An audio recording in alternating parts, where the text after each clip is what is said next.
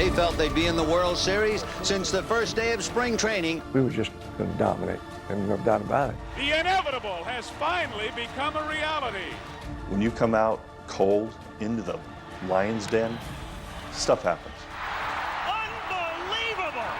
You're looking at one for the ages here. I go to restaurants today, and people whisper, "That's a guy that killed Donnie Moore." Now Gary Carter watching to look at the ball. You know, those guys can believe what they want to believe. He turns around and asks Doug Harvey to check the ball. And I've been hearing this for 25 years. From last rites to the World Series. I'd love to hear some stuff you hadn't heard before. So Roger goes 7 innings and goes out winning 3-2. I don't know why he would say something like that. I've never asked to come out of a game. Here comes Mitchell to score the tying run.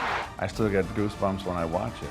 The nightmares are that you're going to let the winning run score on a ground ball through your legs. Behind the bag, it gets through Buckner. These two are linked forever as the complete opposite. The thrill of victory, the agony of defeat, they sit right here.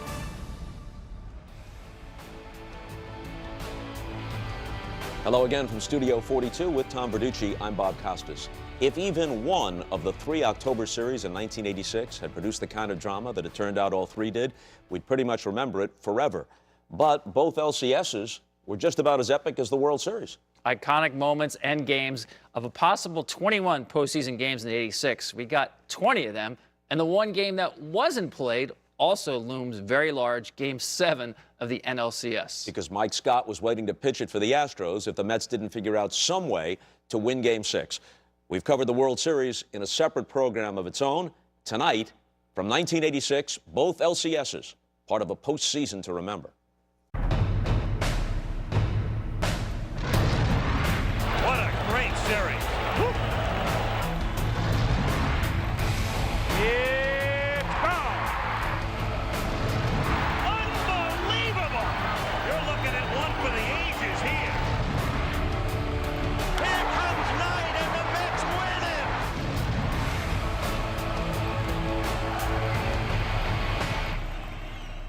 So, joining us now to help us look back 25 years to the 1986 ALCS are Gary Pettis, now the first base coach of the Texas Rangers, but then one of the game's best center fielders with the Angels. Bruce Hurst, the Red Sox left-hander, Calvin Schiraldi, the closer that year for the Red Sox, and Dwight Evans, their longtime outstanding right fielder. Now, for all you guys, painful reminder, but there was history here. Gene Mauch had a history of a couple of near misses, and this would turn out to be another one. And you guys may not have lived the whole thing, and you weren't around for 2003 and Pedro Martinez and everything else, but you had experienced 75 against the Reds and 78 with Bucky Dent. So there was a kind of a specter here over both clubs, right? Well, there was, and a lot of things happen during a season. A lot of things happen. But when you're winning, the season goes by so quick. The traveling is easy. You get along with your players. It's just a great time. So it was a fun season. Gary, for you and the Angels, it seemed like part of the storyline was the owner, Gene Autry, trying to win his first championship, but especially Gene Mauch. Here, it's his 25th year managing. He's 60 years old. We know about the 64 Phillies, the 82 Angels. How much of were the players aware, especially of Gene Mauch's situation, trying to get that elusive ring? Well, everyone knew about it. I think more importantly, we all wanted to win for Gene Autry and Gene Mauch. Unfortunately, as we all know now, what happened, we didn't win one for the Gipper, as they say. Bruce, your recollections of that one? It was you know, one of those times in your life or times in your career that is it's magical, and the playoff was, you know, each game was just kind of built to a crescendo. It was a great time, really great event. Calvin, before we go any further, we have to establish who are St. Michael's Crusaders. It's the high school that I coach at right now. I've been there for 16 years, and they said I had to wear something to represent the school. So this is what it is. In Austin, Texas. In Austin, Texas, yes. Do your players, none of whom were around when the '86 postseason played out, do they want to know about your role in it? I don't think so. I don't. They know I played professional baseball, and that's it. That's all they know. Most of them don't even know I was in a World Series or anything like that. So that actually works to my benefit, I think. Not anymore. That's right. Well, Not the after tonight. All right, the series started with the Angels drubbing Roger Clemens in Game 1, 8-1 at Fenway Park. The Red Sox then capitalized off 3 Angel errors, winning 9-2 in Game 2. We pick it up now in the 7th inning of Game 3. The Angels lead 2-1 after a Dick Schofield homer at the start of the inning, and Gary Pettis is at the plate with Bob Boone on first. Our radio announcer was saying that this is the kind of game where one swing of the bat may determine the outcome. And I was just thinking to myself that wouldn't it be nice if that would be me? To deep right center field, and that one is out of here. The Angels, before this uproarious throng, leading 4-1. So 4-1 at that point. Final score in Game 3, 5-3, and that gives the Angels a 2-1 series lead. But bad news for them because Wally Joyner, their outstanding rookie first baseman, was lost for the rest of the series after injuring his leg on this play at the plate in the 4th inning. So now we move on to Game 4, where Roger Clemens throws 8 shutout innings, but in the 9th, he surrenders a leadoff homer to Doug DeCense, and after a pair of one-out singles by Schofield and Boone, John McNamara pulls him for Calvin Schiraldi. First time I'd ever done Do you it. like it at this point? I liked it at that point because I was successful at it until right there. He goes the other way to left field. Rice misjudges the ball, and it's over his head, and the 3 runners are all together. Schofield rounds third, scores, and the Angels get a big break. Schofield scores. Devon White moves to third. It's a 3-2 game at this point, and there's still only 1 out. So a sacrifice fly could tie the game. A base hit could win the game. Rupert Jones is the next hitter, and he's going to be walked intentionally with Bobby Grich coming up. That's the hardest thing in the world right there to do, is walk a guy intentionally. You saw it, I think you saw it in the World Series. I almost had the wild pitch this year. That is a hard thing to do. But obviously you want to get to the matchup against the right-handed hitter, even though Bobby Grich, very good clutch veteran hitter. Yes, well, I mean, McNamara told me to do it. I mean, I'm 24 or whatever, and I'm stupid. I just do what the manager tells me to do. Well, this is what he wanted you to do right here. Got him swinging. Woo. I was feeling pretty good right there. It was a pretty good fastball. I don't know. You normally rely on Getty to tell me what pitch to throw. The next guy coming up, I don't do that, and it ends up costing me. This is Brian Downing. Bases loaded, 2 out, bottom of the 9th, 3-2 Red Sox. Schiraldi trying to finish it for Clemens and even the series at 2 games apiece. I shook off a fastball right there and went to this stupid pitch. Game tied. Bad pitch, bad idea on my part, thinking that I'm going to throw the best curveball I've ever thrown in my life instead of just going with my catcher. It was a bad decision on my part. This is what I teach my kids not to do these days. Not to shake off the catcher, or not to go with your second best pitch? Not to go with your second best pitch. Bad idea. Also a competitor like Brian Downing. Not going to get out. No, he's not going to. Tough out. So now here's Reggie with a chance to end it. Trying to stay away from him. That's all it is. And throw it right high. Surprised that didn't go a mile. Barrett sheltered it, but still has time.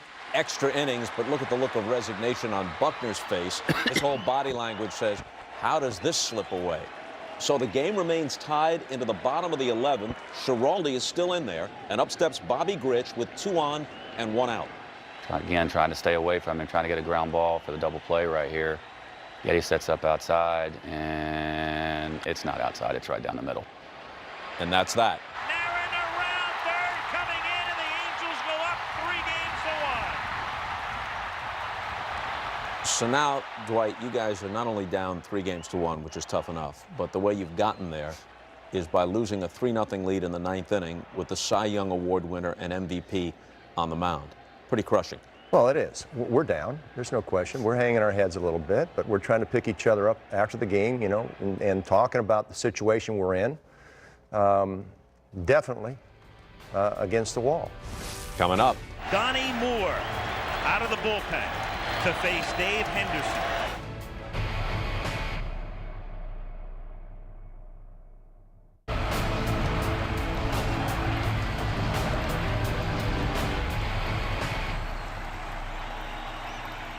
I had gone home before the game actually was over for Game 4 because I knew I had to get up, get my rest, get up, and so I listened to the game, actually watched the end of the Game 4 at home, and got good rest, and we were sky high coming to clubhouse the next day. You know, I had my full 4 days rest, and I was facing Bruce Hurst this time instead of Roger Clemens.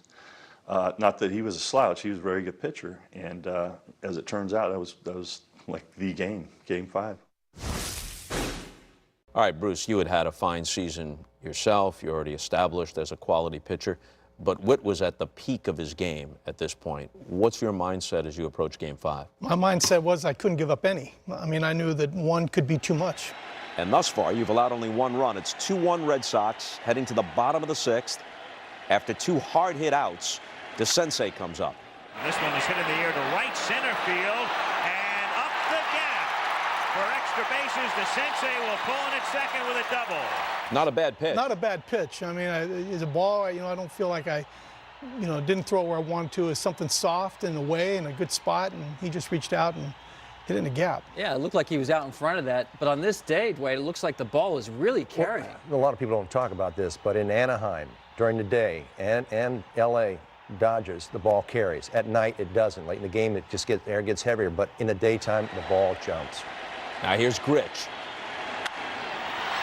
To center field and deep and carrying and gone.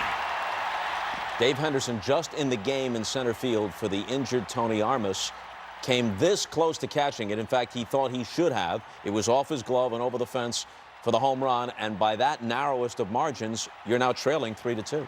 You know, it's just that fast. You know, I've made a couple pitches that weren't maybe perfect, but you know, they were just enough that you know, they took the lead. The Angels got 2 more in the 7th, so it's 5-2 California heading to the top of the 9th. Witt is still in the game. He gives up a single to Buckner to start the inning, and after Rice strikes out, Don Baylor comes up. Again, here's Al Michaels. To left field, left center, and deep. Pettis goes back, leaps, and she's gone. Okay, so Baylor has given you some life. It's 5-4. You're the next hitter, Dwight. As it happens, you pop out. So now you guys are down to your last out. But it's Rich Gedman, who has owned the only guy in the lineup before the Baylor home run who's even had a sniff. He's just pounding the ball all day off a Witt, including a home run. 3 for 3. Everything's a line drive. And obviously, Gene Mauch didn't want to see that matchup again. So he sends his pitching coach, Marcel Latchman, to the mound, and he's going to replace Mike Witt. Gene wanted to bring in a lefty, I guess, to get him out. Gary Lucas. And, you know, the night before, Lucas struck Gedman out. You know, no one wants to buy my reasoning here, but I cannot criticize Mauch on this. Not the way Gedman had hit Witt, and given Lucas's history against Gedman, which was all good, if you don't use Lucas there, why is he on the team? I didn't like the move. I didn't like the move. I wanted him to face Witt. You know, I was hoping he would face Witt, and he brings in Lucas. So, you know, as a opponent, you know, I thought it was a good move on their behalf. Finally, somebody who agrees with me here. It took you 25 years. Here's what Mike Witt thought about coming out of the game. I thought Boone was coming out to go over how to get Gedman out because we hadn't got him out all day, so we were going to maybe change the game plan. But as he's walking out, Latchman, I believe, is coming out of the dugout at the same time. So there he is. I'm thinking we're going to go over the game plan. Before he does that, I'm thinking we're going to go over a game plan right here to get him out. And the next thing, he throws his arm up, and I'm not ready to come out. But, you know, you get over that fairly quickly after the move is made. You know, I'm not one of those guys that bitched and moaned when I got taken out of a game. If the manager thought it was time for me to come out, it was time for me to come out. So it was time for Witt to come out of the game, time for Gary Lucas to enter, facing Rich Gedman. As we mentioned, he had struck Gedman out the night before. The Red Sox are down to their last out. It's 5-4 Angels in the top of the 9th, and they lead the series 3-1. Look out. Ooh, got hit on the hand on a pitch in on him. Now Latchman has to come out again, and he's going to signal for Donnie Moore. So the second pitching change of the inning, Donnie Moore out of the bullpen, Dave Henderson to the plate, and here's Henderson to take us through what happened next. That fastball That's where I'm catching up now. Right. As in, Right. And then Boone knows that. I feel like I should hit that ball hard, and I'm thinking that was my pitch to hit right there. I'm in big trouble. I missed my pitch. Right. To left field and deep and down he goes back and it's gone. Unbelievable.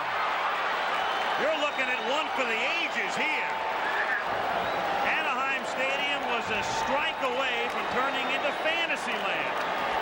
And now the Red Sox lead 6-5. Well, Al Michaels said it perfectly. Anaheim Stadium, a pitch away from turning into fantasy land. Now it's a house of horrors. You guys lead 6-5. Well, that's one of the few times I've seen that play, because when we were in the dugout, we were pushed down the runway, and we were watching this through the legs of these stadium cops, and a foul ball, nasty pitch, and foul it off. And to see him hit the ball, we saw him swing, and then the next thing all we could see through the legs of these police were him jumping up and the crowd reaction. And right after he hit it, those guys got out of the dugout, and we could see what was going on. That right there was definitely a low in Angel history. I remember as soon as he hit the ball in center field, I just put my head down, just went, oh no.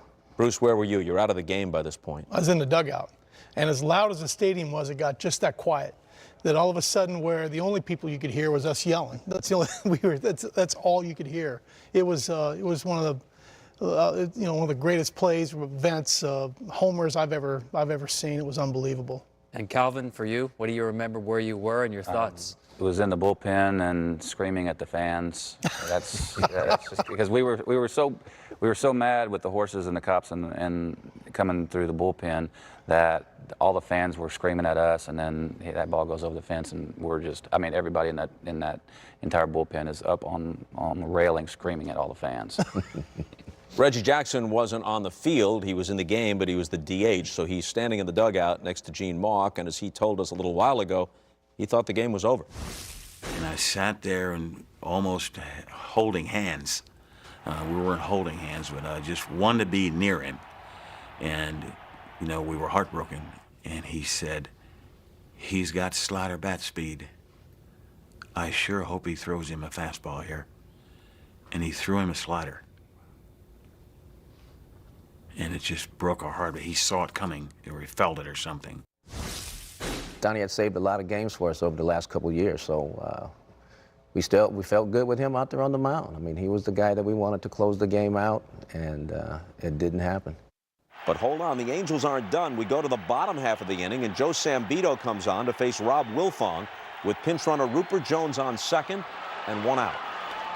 Hit sharply by Barrett for a base hit. Evans can throw. Jones is coming home. The throw home is there. No, he's safe. And the game is tied. Terrific slide, by the way. Yes. Dwight, what'd you think? Great slide and great throw, too. You got a shot to throw him out at the plate there?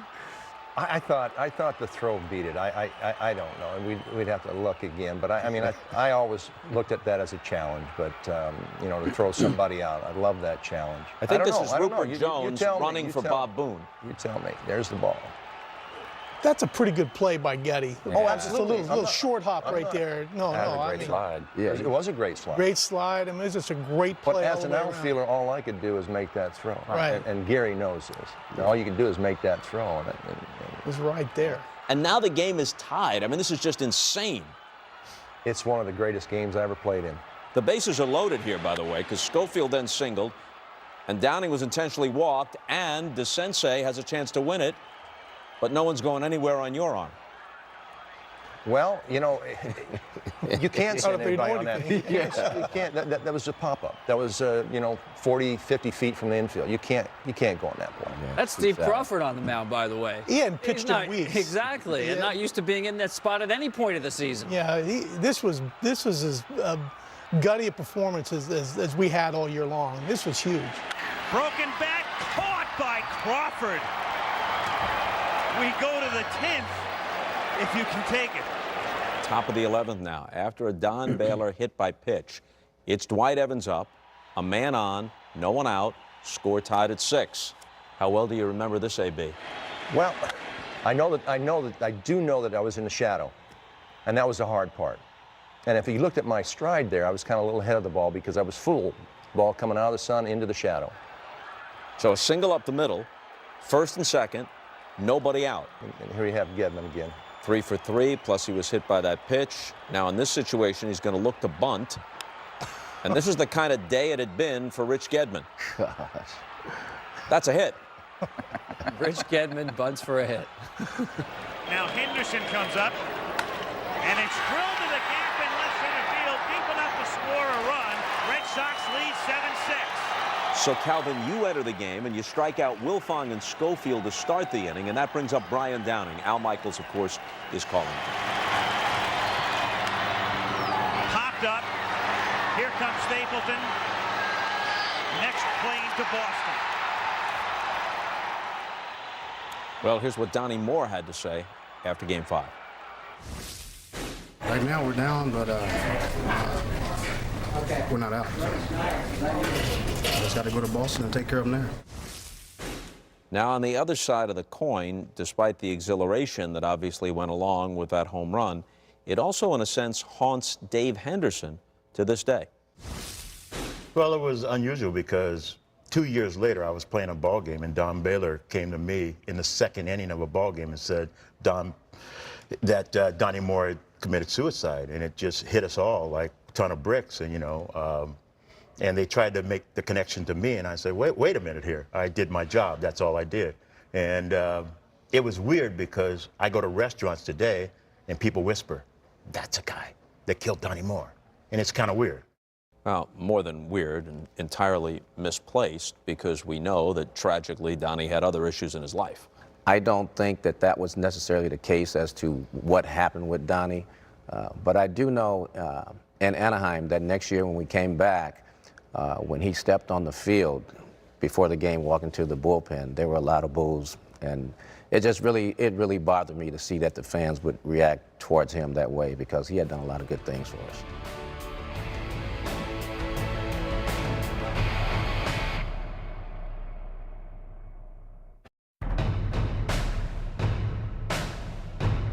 So the teams return to Boston, and the Red Sox blow the Angels out in Game 6, 10-4. And in Game 7, Roger Clemens is in complete command. By this time, Calvin Schiraldi has replaced him out of the bullpen. The score is 8-1. Jerry Narron is at the plate at the top of the ninth, and Schiraldi tries to finish it off and clinch the pennant for the Red Sox. The Red Sox are trying to go from last rights to the World Series.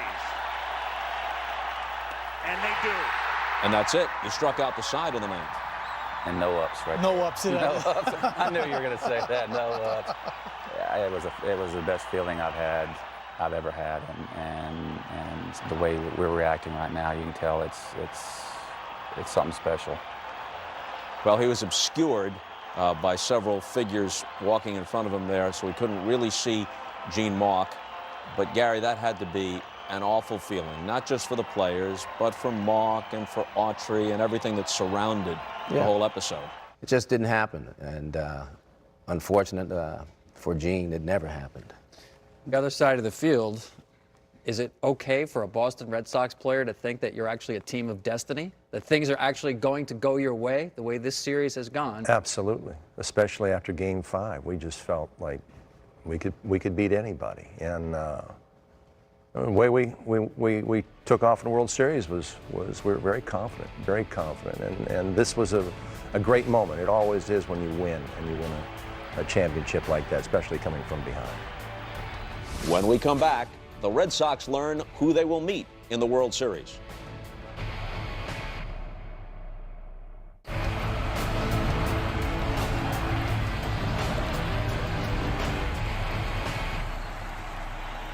Tony Gwynn, fine hitter of the San Diego Padres, put it best. He said if everybody in the league threw the split finger fastball like Mike Scott, then the hitters would be out of a job, and all you'd need would be pitchers and catchers. That's how effective he has been this year. So, as you've heard, the NLCS begins with one of the big focal points being Houston's ace Mike Scott. Welcome back to a postseason to remember, 1986. It's on to the NLCS, and joining us are the Mets' Dwight Gooden and the Astros' Billy Hatcher. All right, Dwight, game one of the series. Talk about a classic. You hook up with Mike Scott. He strikes out 14, throws a 5-hit shutout. You lose 1-0.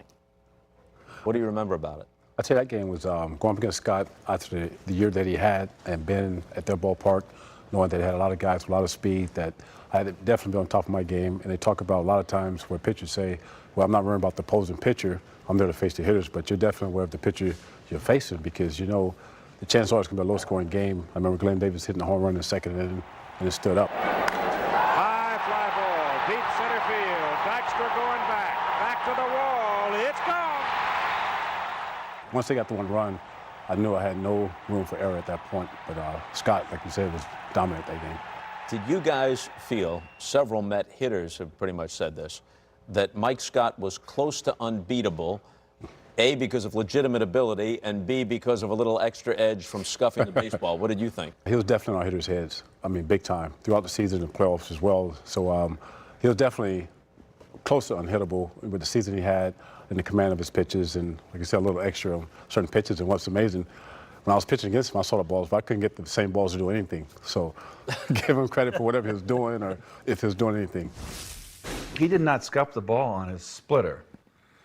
He scuffed the ball on his fastball because he made his fastball move left or right.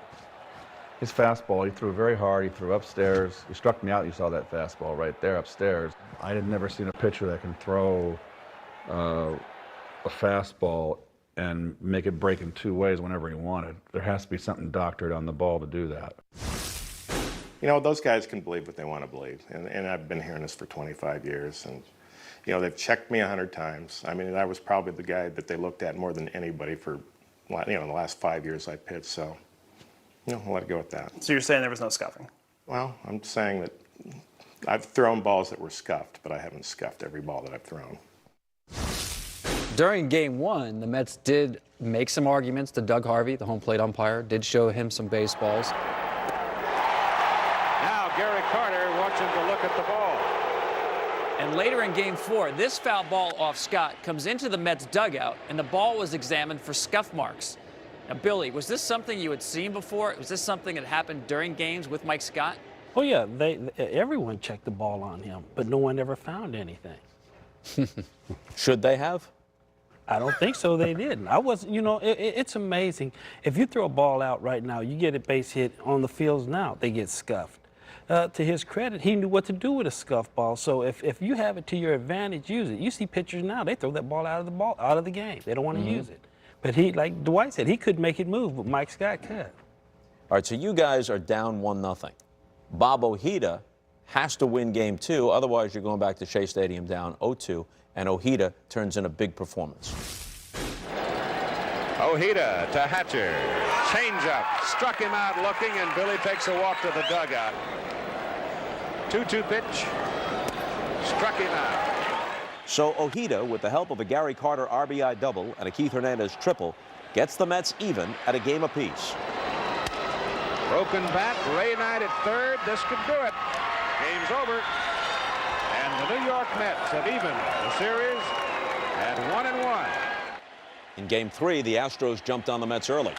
And he hits the ball well. Going deep to right center field. It's gone. A two-run home run by Bill Doran, and it's 4-0 Houston. But with an Astros error and a Strawberry homer, the Mets came back to tie it. High in the air to right. Fast to the wall. It's gone.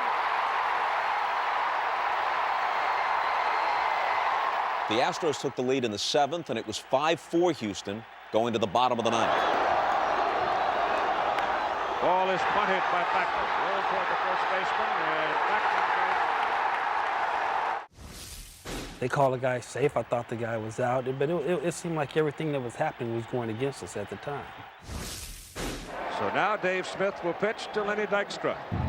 5-4, Houston lead. Hit to right. Bass going back. Going back. It's gone.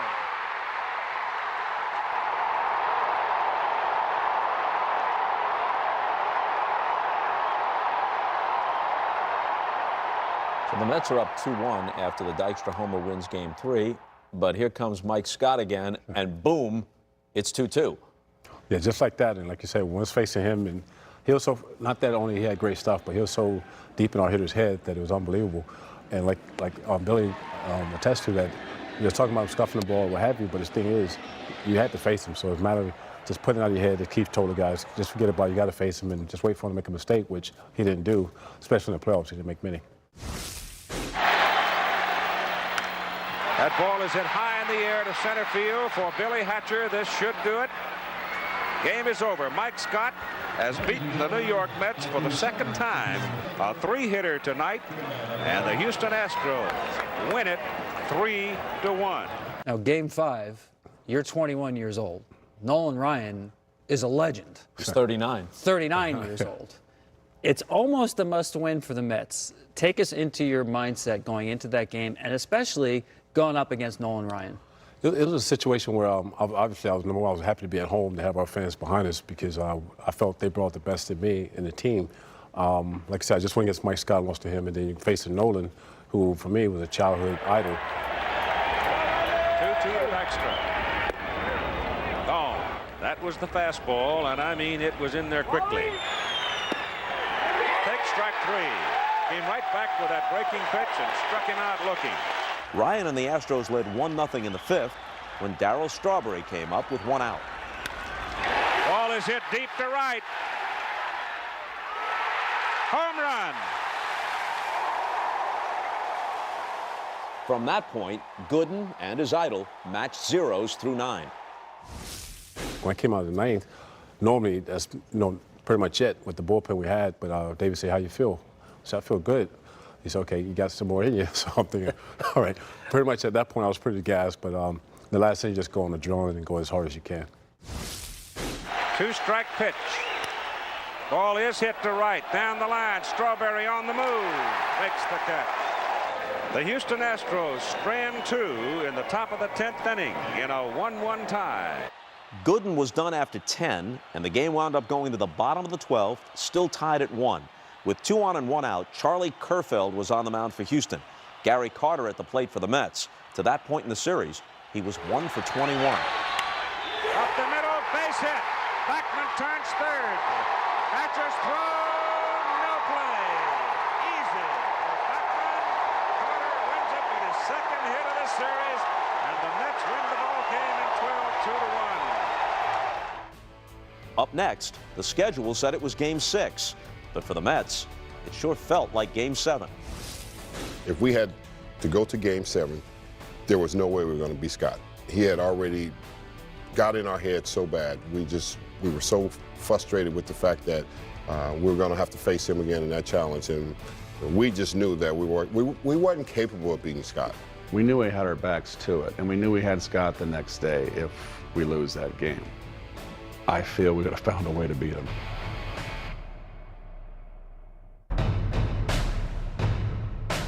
Welcome back to a postseason to remember, 1986. It's Game 6 of the NLCS. The Astros scored 3 in the first to take the lead. Astros lefty Bob Knepper had a 2-hit shutout going into the top of the 9th. So Billy, Bob Knepper seems to have this game in hand. Lenny Dykstra gets up there, left-handed hitter against Knepper. He's got no triples and no home runs all year against lefties. I'm sure you'd love to hear that. Take us through this at-bat here and your read on this ball. Lenny Dykstra against Bob Knepper here in the 9th. Lifted.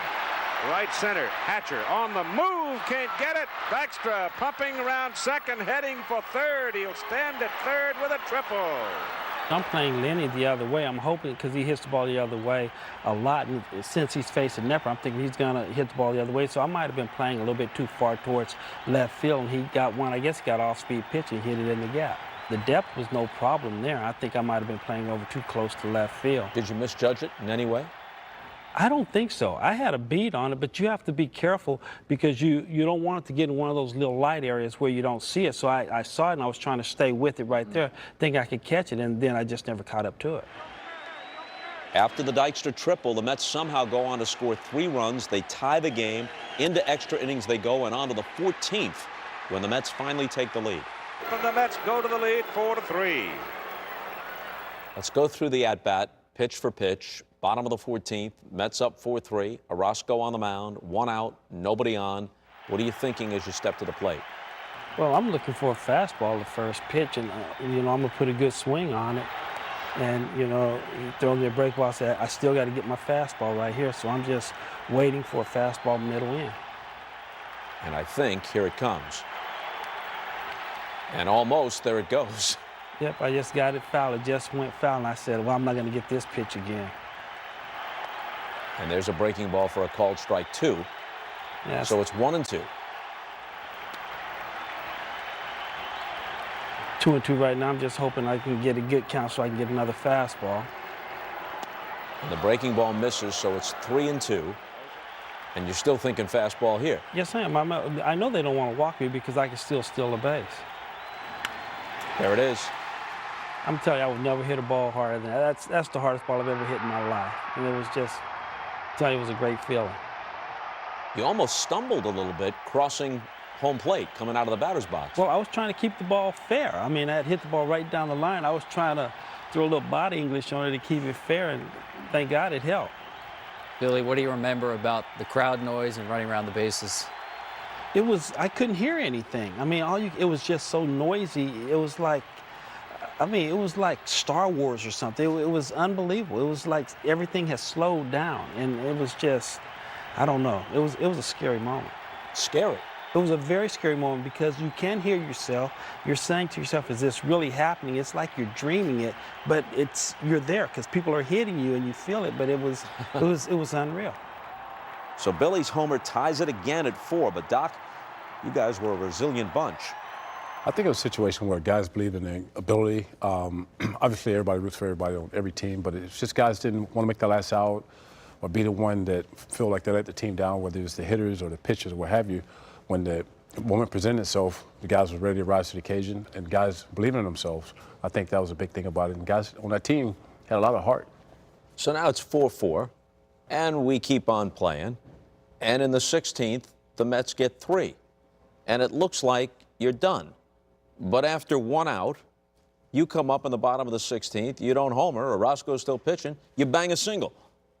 Well, sometimes when you get a hit, it just relaxes you. And we had nothing to lose. I mean, everyone thought the Mets was going to beat us anyway, so we were playing loose. And we had taken them this far. All we was trying to do then is get to Game 7.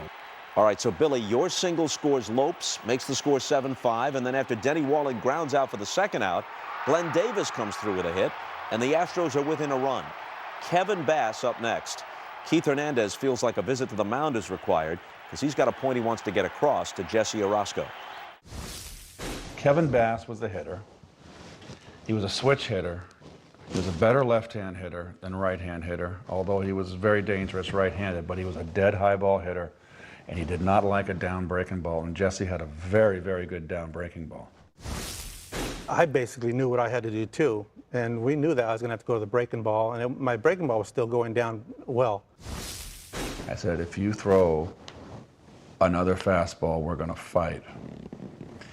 And he looked at me and smiled, and Carter came in, and I said to Gary, and he already knew, I said, this guy can't hit a curveball, can't hit Jesse's curveball. And Carter says, I know. Those guys, that's the good thing about they were there to kind of calm me down, and I think Keith was doing it more in a motivational way. After the conference on the mound, the count to Kevin Bass goes to 3-2, and here's Keith Jackson. 3-2 to Bass. Struck him out.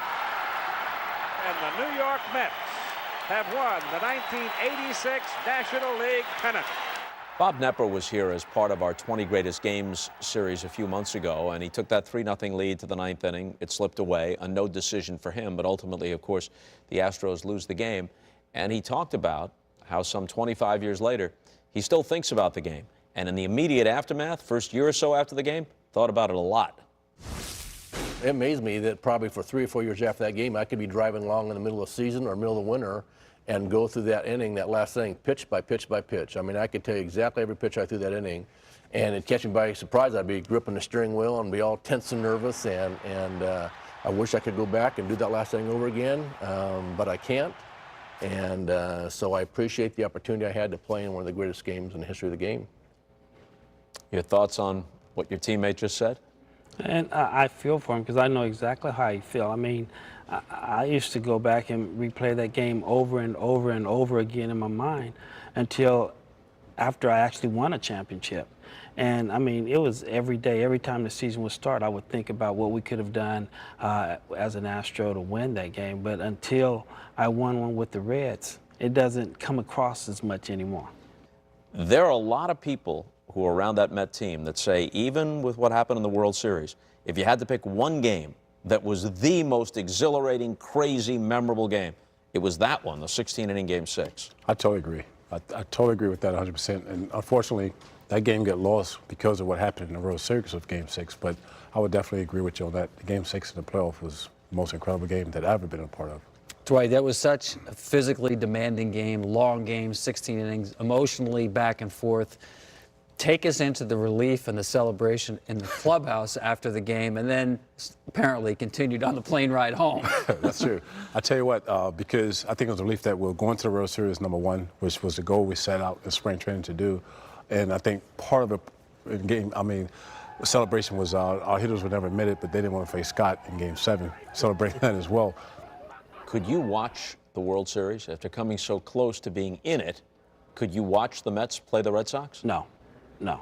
I mean, as a player, it was very, very hard for me to even think baseball at the time. And, you know, it's just like that with me as a coach right now. As a coach, when my team's not in it, I check the World Series out, but I don't watch the World Series. Because I know when you have a chance and you have a team and you know you should be there, it's very tough to watch somebody else, you know, in the postseason playing when you think your team was good enough to be there. Our thanks to Billy Hatcher and to Dwight Gooden. And as we head to this break, we hear from Mets announcer Bob Murphy. The pitch on the way. Swing and a miss. Swing and a miss. Struck him out. Struck him out. Mets win it. The Mets have won it. They're in the World Series.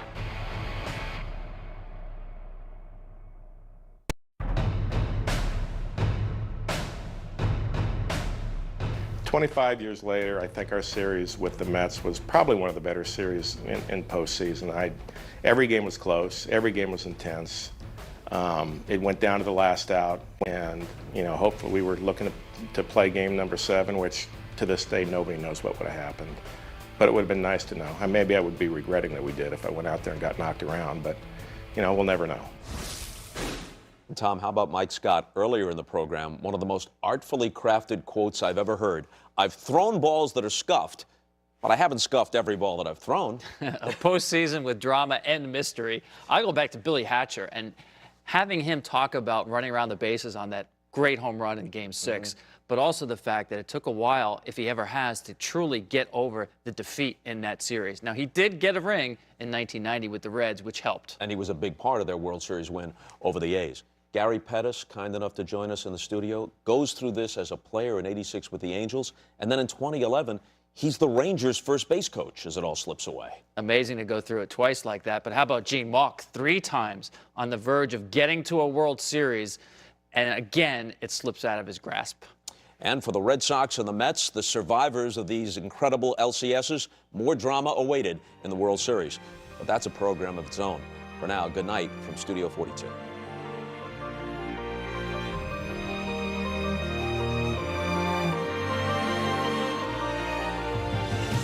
Two out, 9th inning, 5-4, tying run at first. This has been a wonderful game. The Angel-Red Sox series was so fabulous in so many ways, and the Game 5 was just, it was epic. I can make a case for that being as dramatic a game as was ever played. 3-2 to Bass. When I look back over my career, when people always ask me, where were the great moments, you know, and the great moments was playing in that series against the Astros. Struck him out. There it is. Good night. There it is. A good down curveball. Mets win it. The Mets have won it. They're in the World Series. And it came at just about that time when everybody was saying, you know, it's all about football in this country. It's all about other stuff. Baseball's not dying, but it's being diminished. And all it takes is one October like that. to left field and deep and down. He goes back and it's gone. Unbelievable. You're looking at one for the ages here. Astonishing.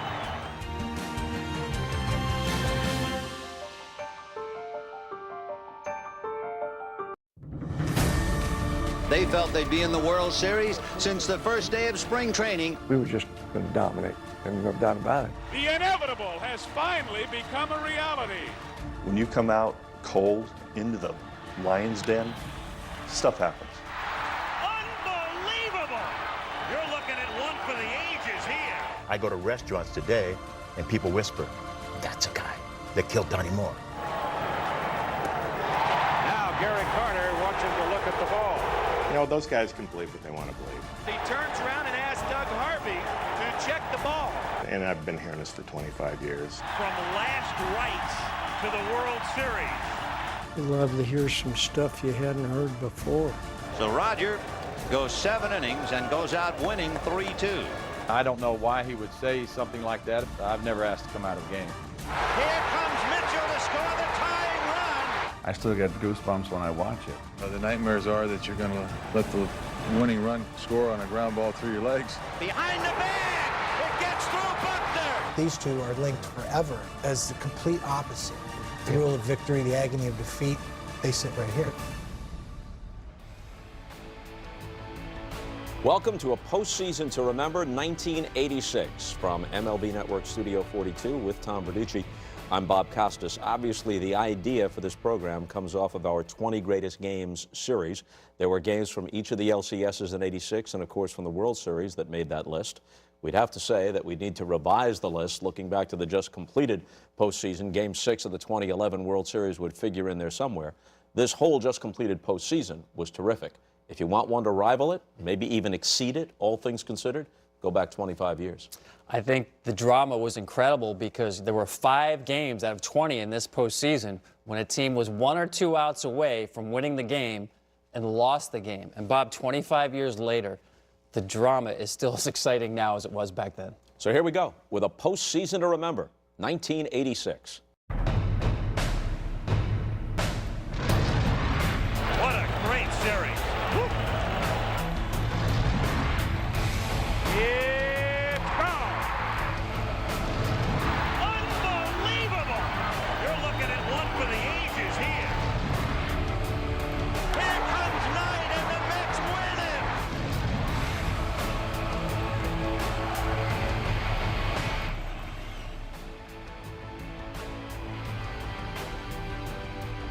Tom, after the 2 LCSs, both of them nearly unbelievable, in October of 1986, baseball fans might have found themselves asking, what can they possibly do for an encore? Then it turns out the World Series had just as much drama and intrigue. And tremendous anticipation for this matchup. New York and Boston, really the 2 best teams in baseball, and both teams loaded with superstar players. Here's a quick review of how they made it to the Fall Classic, beginning with the Red Sox.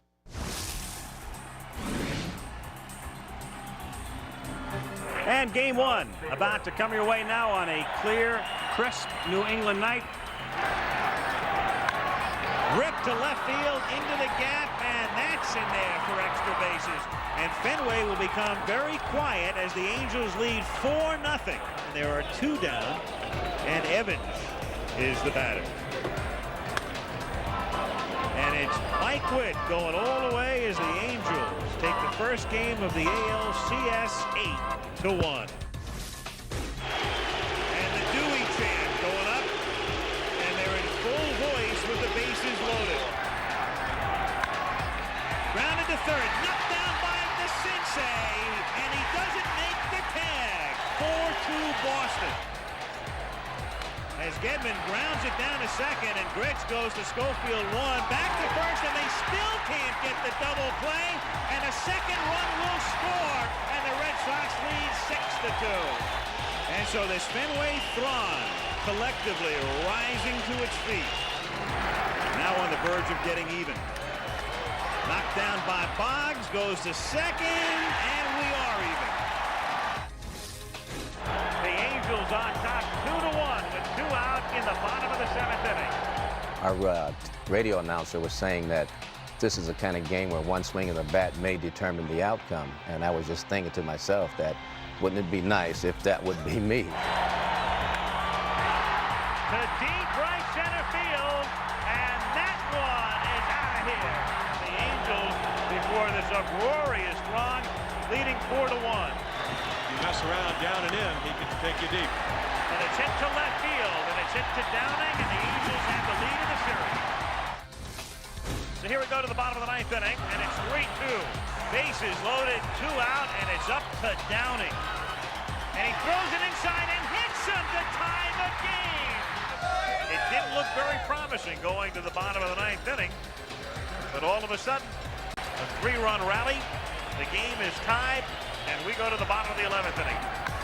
Drifted to left field down the line for a base hit. Narron around third, coming in, and the Angels go up 3 games to 1. Ninth inning, 5-4, Donnie Moore to face Dave Henderson. That fastball, that's where I'm catching up now. Right. As in, Right. And then Boone knows that. I feel like I should hit that ball hard, and I'm thinking that was my pitch to hit right there. I'm in big trouble. I missed my pitch. Right. To left field and deep, and Downing goes back, and it's gone. Unbelievable. You're looking at one for the ages here. Anaheim Stadium was a strike away from turning into fantasy land. And now the Red Sox lead 6-5. 1 out. Boston ahead 6-5 at the bottom of the ninth inning. Hit sharply by Barrett for a base hit. Evans can throw. Jones is coming home. The throw home is there. No, he's safe. And we go to the 11th. And it's drilled to the gap in left center field, deep enough to score a run. Pettis makes the catch. Baylor tags. Red Sox lead 7-6. 2 out, bases empty, bottom of the 11th inning. 7-6 Boston. Popped up. Here comes Stapleton. Next plane to Boston.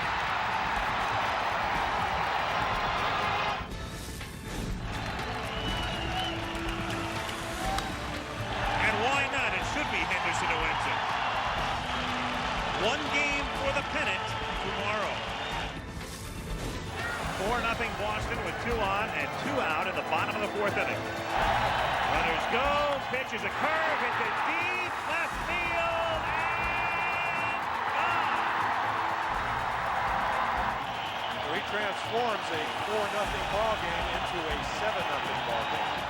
The Red Sox are trying to go from last rights to the World Series, and they do.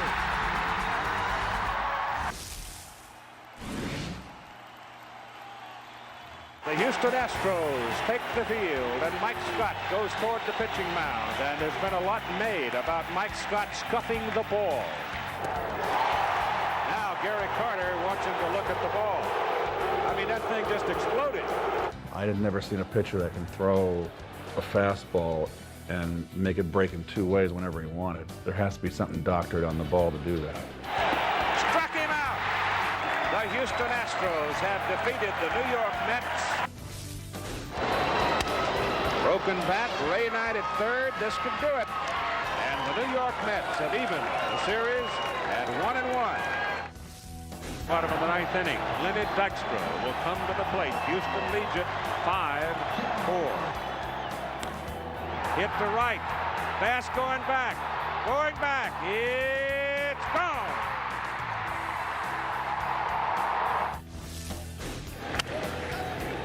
And you watch the New York Mets examine that thing. They're going to look at it and look at it and look at it. You know, those guys can believe what they want to believe. And I've been hearing this for 25 years. And So you're saying there was no scuffing?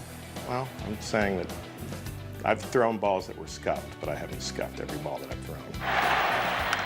This should do it. And the Houston Astros win it 3-1. Up the middle, base hit. Catcher's throw, no play. And the Mets win the ball game in 12, 2-1. After after 8 innings of play at the Astrodome.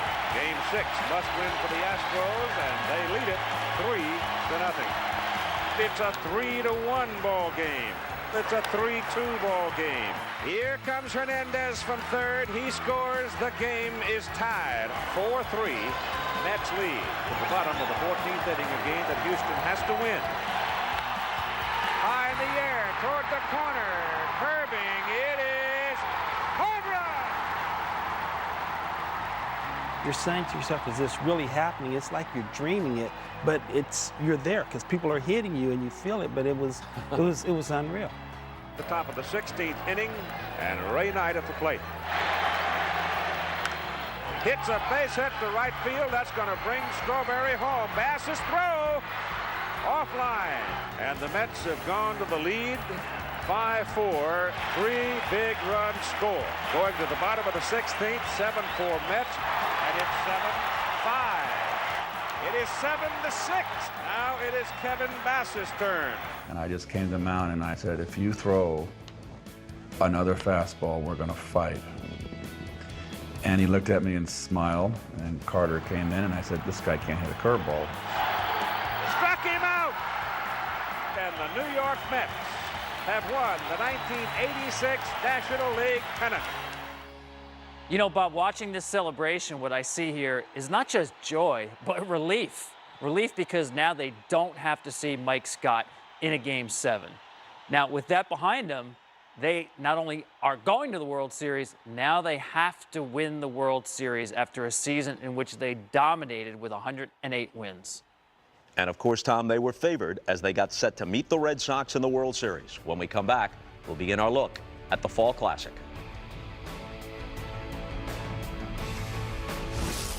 This is what I've been waiting for, but now, you know, you'll love to hear some stuff you hadn't heard before.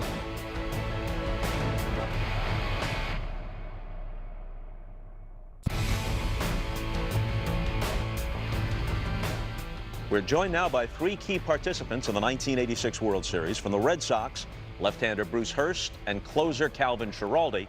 And from the Mets, outfielder Mookie Wilson. Each LCS ended on Wednesday of the week of the World Series, and the series began on Saturday night. Your Game 6 actually overlapped their Game 7 because it seemed to never end. Yeah. So you each have 2 full days in between before the World Series begins, but you must still be drained from what happened in the 16-inning game in Houston. There's no question. We had nothing left. I mean, after that 16-inning game, we needed some time off. I don't think that we could have played the next day, you know, so we were very fortunate. We did play the long game and had those couple of days off. We needed it very badly.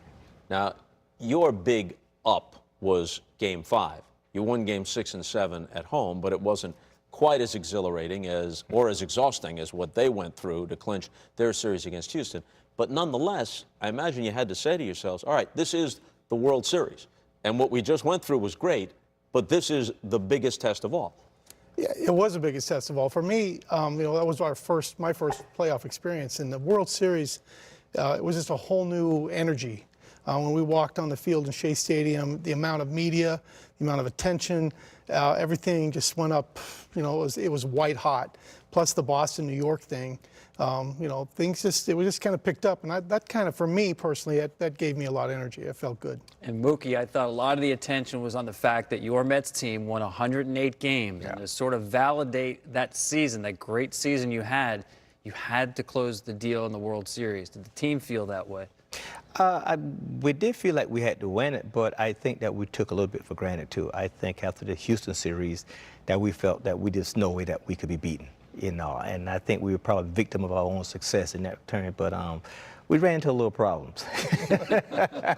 Now, for a time. You had opposed Mike Witt in Game 5, and that was on Sunday.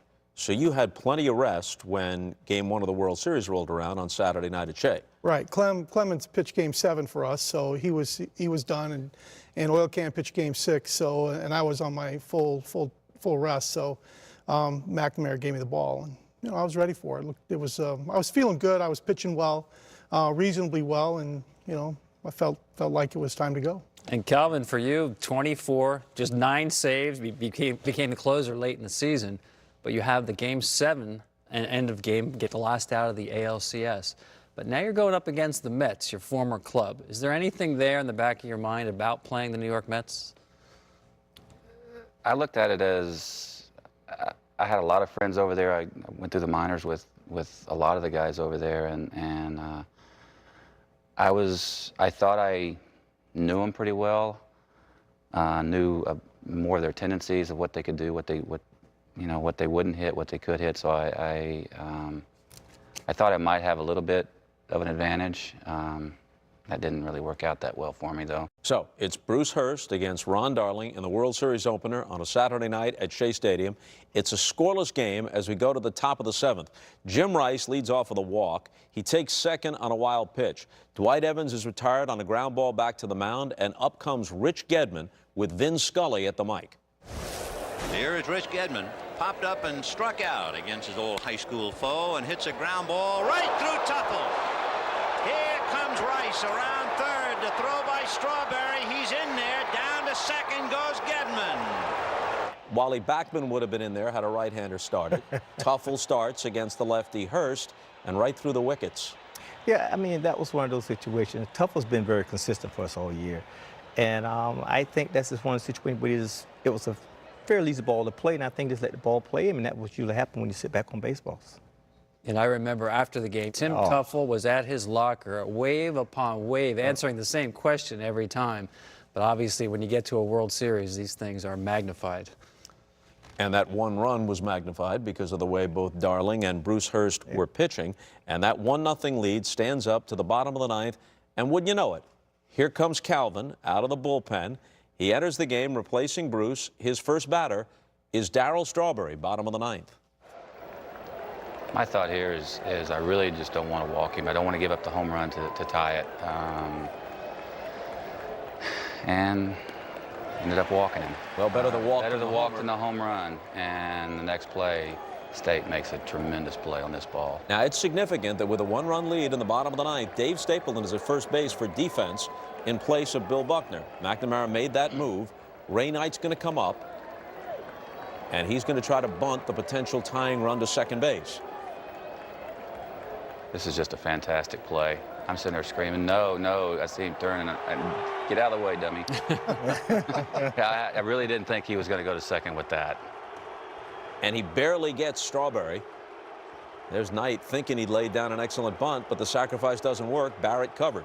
That's a pretty gutsy decision, isn't it, Bruce? It is a gutsy decision, and but Stape has been a middle infielder. He wasn't always a first baseman. He played second. He came up playing a little shortstop. He played third. So, he's fairly athletic. It's not, it's not his natural position, but he's a middle infielder. He can move. So now with the right-hander Schiraldi on the mound, it's Backman to the plate, off the bench, and a little fly ball to Rice and left. And the Red Sox are 1 out away from taking a 1-0 lead in the series. And Danny Heap will bat for Rafael Santana. Got him, and the Red Sox have beaten the Mets in Game 1, 1-0. I mean, that had to do wonders for your confidence. Not that it would have been lacking, but a 1-0 game on the road, World Series in New York. I felt pretty good after that game. A lot of things happened in Game 5 of the ALCS, and then this just kind of made me feel good about myself again. So now, Game 2, and you forget, it's a quarter century ago, the anticipation leading up to this. Dwight Gooden against Roger Clemens. Gooden had been the Cy Young Award winner in 1985, put together just a miracle of a season. And Clemens is the Cy Young Award winner and the MVP a year later in '86. He goes 24-4. Everybody thinks this is going to be, some sort of Koufax versus Marichal or Gibson type hookup. Doesn't quite turn out that way. No, this is the game you thought was going to be 1-0, and it wasn't. I'm curious, in these days before interleague play, Roger Clemens, what did the Mets do to prepare to face the Rocket, who's the MVP and Cy Young winner that year? Well, honestly, we didn't do anything special. In all honesty, I think we were more concerned about facing Bruce than we were Roger, simply because it's the left-handed pitcher versus right-handed pitcher.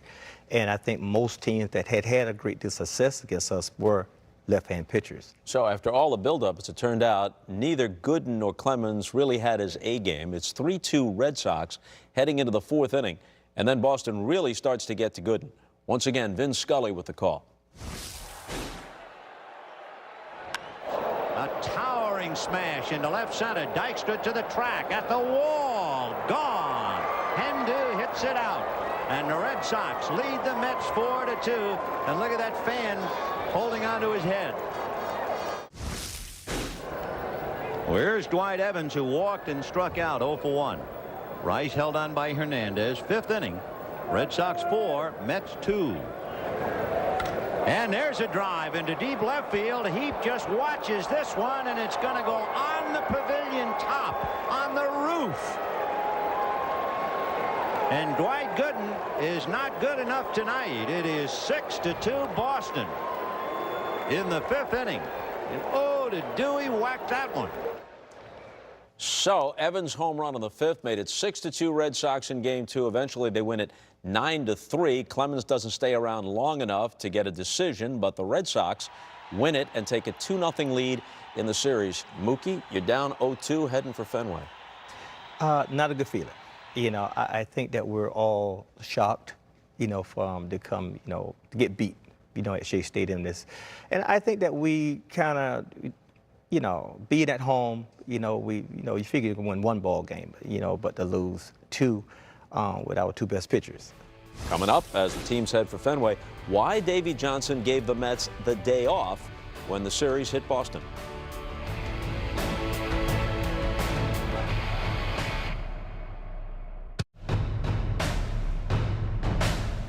You know, I probably couldn't get away with it today, but I canceled the workout in Boston and gave him the day off. You know, I don't know how many thousands that would cost me if I did that today.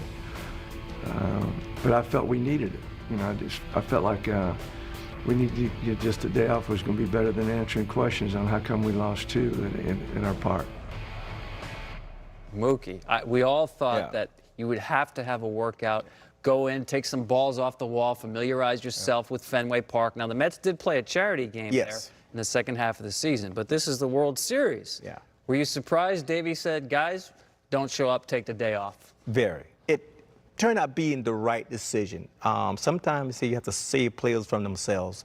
And I think, as David said, if we come to the ballpark, there's all kind of questions. How can you guys lose, 2 ball games? You're here now, you're down 2-0. You won 100-something ball games. You did, invincible Mets, and we got to go through all that, and we start figuring out we weren't. I think reality set in, that if we wanted it, we was going to have to play for it. And I mean, as where the National East was used to us, the Red Sox didn't care, and they showed it. Of course, you had one guy who was very familiar with Fenway Park, and he was the key guy, your starter for Game 3, the former Red Sox left-hander Bob Ojeda. And before he ever took the mound, Lenny Dykstra got him off to a terrific start and changed the momentum of the series a little bit, leading off Game 3 against Oil Can Boyd. And again, the call of Vin Scully. And here we go. High drive down the right field line, hooking in the corner. If it's fair, it's gone. It's gone. Lenny Dykstra takes Oil Can deep, and the Mets lead 1-0. Of all the hits, that may have been the biggest hit ever, because we needed something to kind of, get us back on track, get our confidence going. Because for the first time in the whole season, I think we felt a little bit, unsure of ourselves. Wow. Now that's saying something about a team known for its confidence. Yeah, we were confidence is put to kind. We were very arrogant. We were really, really sure about ourselves, but we needed that, because I think losing 2 games at home, our best pitcher getting pounded the way it happened, losing a very close ball game, down 2-0. We needed something to say, hey, you guys, you still can do this. It's no question that was probably the biggest hit of the series. That hit alone right there got us back on track. Well, Bob Ojeda had it going on, and the Mets win Game 3, 7-1, so they're back in the series. And that brings us to Game 4. Now, Ron Darling's going to come back. He's going to pitch 1, 4, and as it turns out, 7. John McNamara does an interesting thing. He figures that you may need an extra day's rest, and he maybe has a game to play with. He's up 2-1. He's going to go to his number 4 starter, Al Nipper, in Game 4. Yeah, there was a lot of talk back and forth, I remember, about whether I was going to get the ball or not. But I think Mac made the decision pretty early. I knew that I was going to get Game 5, and so it was no surprise for me. And, you know, Nip was the kind of guy that, you know, was pretty crafty, had a lot of pitches. And, you know, if he's on, he can be pretty tough. He can keep you in the game for a while. Well, Nipper did not pitch badly, but now it's the top of the 7th. And the Mets behind Darling are leading 3-0. At this point, Nipper is out of the game, and Steve Crawford has come in. He faces Lenny Dykstra with 2 outs and Mookie on second after reaching with a single and then stealing second. High fly ball into pretty deep right field. Back goes Evans on the track at the wall. Leaps, he can't get it. Home run for Dykstra. And what a picture Evans paints in right field. Mookie, what was your view of that play? Yeah, I thought he was going to catch it. To be honest with you, I thought he was going to catch it. But there again, that's a sign of things turning. Calvin, you probably had a real good look at this, huh? Yeah, staring right at it. He made the jump, and it's like he was stuck. For some reason, he said he right there, his knee wouldn't let him go any higher, and all he needed was another inch. And Dwight Evans made so many great plays with his glove and with his arm through the years in right field, and that one just off the webbing of the glove.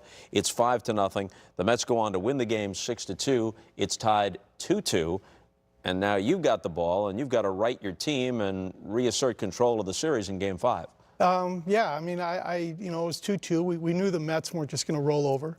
And, you know, I just wanted to go out exactly kind of what we did in Game 5 in the ALCS. You know, I knew I was going up against a great pitcher, and I knew that I couldn't probably give up very much. And I just wanted to see if I could go pitch for pitch with him, keep us in the game. And, you know, we'd been swinging the bat pretty well and see what happens. That was my thinking. And I was rested. I felt good.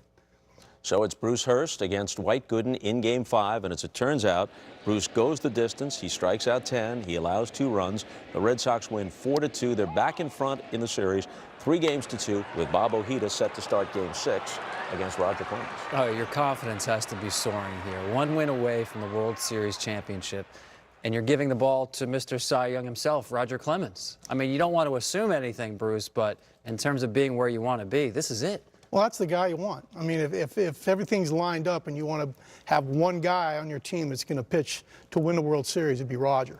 And Calvin, as a closer, now with 1 win away, do you begin to start thinking about being in position to get the last out of the World Series? I wasn't really thinking about it because with Roger on the mound, we were hoping that he was going to just take us the whole way.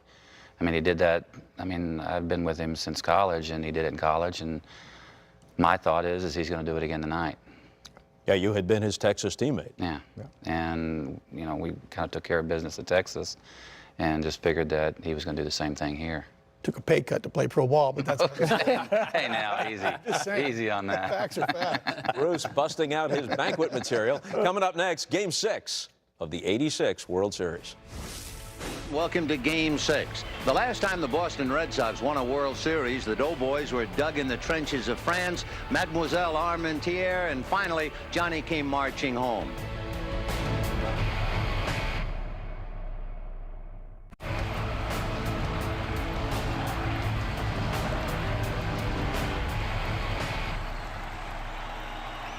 The dreams are that you're going to have a great series and win. And the nightmares are that you're going to let the winning run score on a ground ball through your legs. So, you know, those things happen, you know, and just I think a lot of it is just fate. That's almost too eerie, isn't it? Less than 3 weeks before this night, October 6th, Game 6 in '86 was October 25th. For me, honestly, that's a little hard to listen to. You know, it's almost like a self-fulfilling prophecy to a degree. You know, Yeah. Buck, you know, he's fallen on the sword for our team, unfortunately, and you know, we all had a hand in our loss. But you know, I always say, without him, we don't get there. Okay, let's pick up Game 6 in the top of the 7th. Both Bob Ojeda and Roger Clemens have pitched well, but now Roger McDowell is on in relief for the Mets. The game is tied at 2, and McDowell allows a leadoff walk to Marty Barrett. After Bill Buckner grounds out, Barrett is at second, and Jim Rice is at the plate. 1 ball, 1 strike. Roller to third. Knight charging. High throw off Hernandez's glove, and over to third goes Barrett. A routine play gets away by Ray Knight. Here's Dewey Evans. The count goes full. Here's a key play by John McNamara, too, to start the runner at first base. Which wasn't something we did very often either. They wind up getting the out at first, but Yeah. Rice is safe at second. No hit and run, double play, out of the inning. Instead, 3-2 Red Sox. Yeah, I mean, you have to look that play, just shortstop Elster at the time, throwing the first base, getting the guy at first was big. Red Sox playing little ball. That's something we didn't do very well. Didn't do very often, but we had it in us. All right, so now Clemens has a 1-run lead. He's thrown 117 pitches through 6 innings, but keep in mind, this is a different era. Roger Clemens had lots of games where he threw 130, 140, even sometimes more than 150 pitches, and he hadn't thrown that many in Game 4 because he came out after 4 1/3. Bottom of the 7th, Ray Knight, looking to atone for the error that led to the Red Sox run in the top half, hits it hard to right field, but he's retired, 1 out. Dwight Evans with the catch. Clem was throwing great that night. I mean, he was rested and he was throwing hard, I thought. He's kind of vintage Roger. Here you are, Mookie. Yeah, Rogers, we didn't want Roger to get this deep in the game. You know, that's the one thing we did not want. You know, we figured we could get to him like we did last time and get into the bullpen a little sooner, but that didn't work out as well. Well, one thing you did well, though, you fouled off a ton of pitches, the Mets did in this game. Roger ends the inning with 134 pitches. 44 of those were foul balls by the Mets. So he threw 17 pitches in this bottom of the 7th, which is going to end here with Kevin Elster, who has come off the bench and is playing shortstop at this point, flying out to Dave Henderson in center. It's a 1-2-3 inning for Clemens, who comes walking off here without any apparent signs of duress, but something's brewing.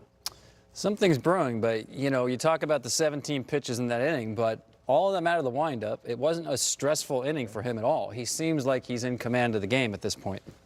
What did you guys think? I thought he was. I mean, I thought it was like Cal was saying. I just thought it was, you know, here we go. We're going to jump on Rogers' back and sail it on in. And you know, to me, sitting on the bench, it looked like I said, vintage Roger. He had all systems go and was on. It was just kind of marching to the finish line. Now, Calvin, if this was any time within the last, decade or so, you would have been up, even though it's the ace Roger Clemens.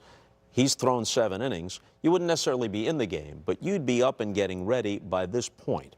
What were you doing that night after 7 innings? Watching the game. Enjoying watching Roger pitch. And I mean, I'm thinking to myself, yeah, I might get in, but there's been no, especially with that inning right there, they're not going to pull him. And I don't blame them. So it's just like I'm just enjoying the game.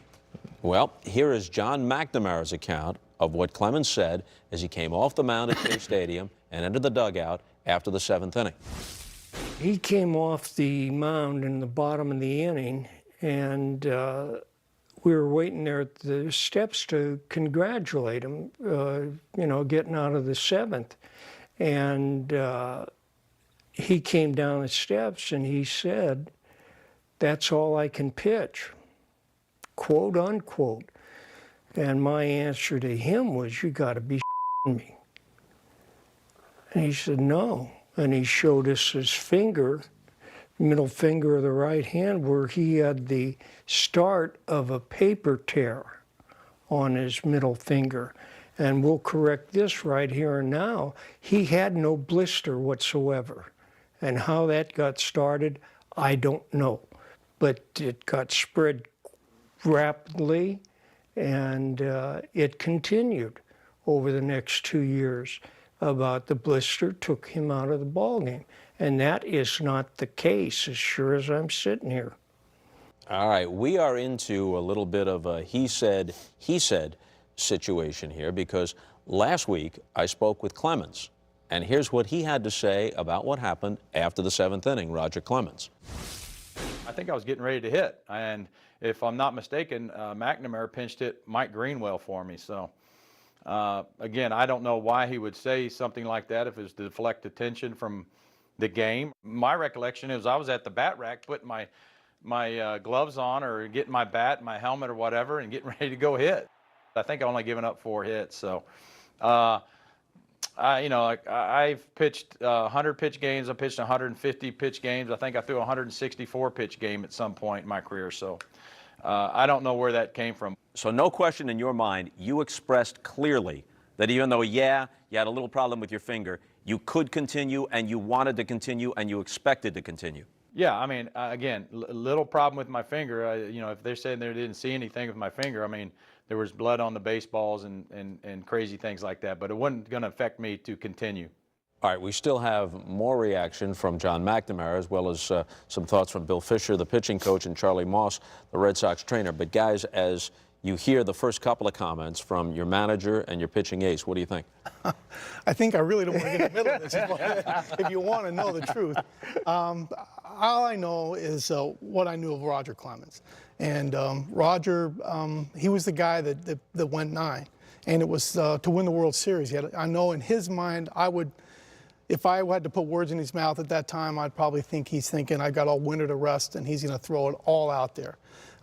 That's the Roger I knew. That was a teammate that I, grew to love and really respect, and lifted me to be a better pitcher. Now, Roger was scheduled to hit 3rd in that 8th inning. Henderson led off with a hit, and Spike Owen bunted him to 2nd base. So at that point, if McNamara calls for the bunt, you know he's intending to hit for Clemens. Now, whether that was a strategic move to try to get an insurance run, or whether he just felt that in his mind Clemens had told him he was done, either way, he was yanking Clemens. Yeah, I agree. I don't think you're going to bunt with your 8th hitter if you think your pitcher is staying in the game. So clearly a decision was made prior to Spike Owen getting up to the plate. I'm just curious whether you heard anything in the course of the game, Bruce, about any finger issues or any sort of physical ailment that may have compromised Roger at all during the game. Nothing that I can remember. I mean, I was kind of like Cal. I mean, I was sitting at the end of the dugout, and I had my soft shoes on, and I'm just watching Clem do his thing. So, Calvin, when did they tell you to get up? Are you throwing now as your team is batting in the top of the 8th? I'm pretty sure I'm throwing right now. I don't remember exactly when I started, but I'm pretty sure I'm throwing right now. I'm thinking that they made a decision when Dave got on that Roger was out and they were going to pinch hit. Now, Roger has said through the years, and he reiterated to me in that interview last week, that what he said was, I've got a problem here with my finger, and it's keeping me from throwing the slider. But I haven't thrown that many sliders anyway, and I can continue and more or less rely on my fastball. But here is McNamara's response to Roger claiming that he could still stay in the game and pitch. Well, that is not accurate. That is not the truth. And I don't lie. And when they're indelibly imprinted in my mind, what he said. It's pretty powerful stuff, guys. I mean, I'm not sure that John McNamara has gone on camera in 25 years and certainly been as definitive as he was in these statements. You know John McNamara, you played for him. What do you make of the statements? Honest, this is painful for me. And we're trying to win a World Series, and we lost a tough series. You can't lose a World Series and come as close to winning as we did. And to have to still fight these battles and this stuff 25 years later it gnaws at me. It's somewhere along the line we got to put it to rest, and I don't know, but it bothers me personally. So.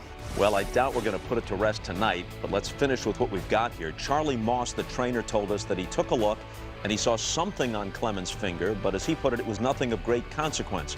Now, Bill Fisher, the pitching coach, who by all accounts was closer to Clemens than McNamara, the manager, was, said he leaned in on the conversation, but then walked away while McNamara and Clemens were still talking.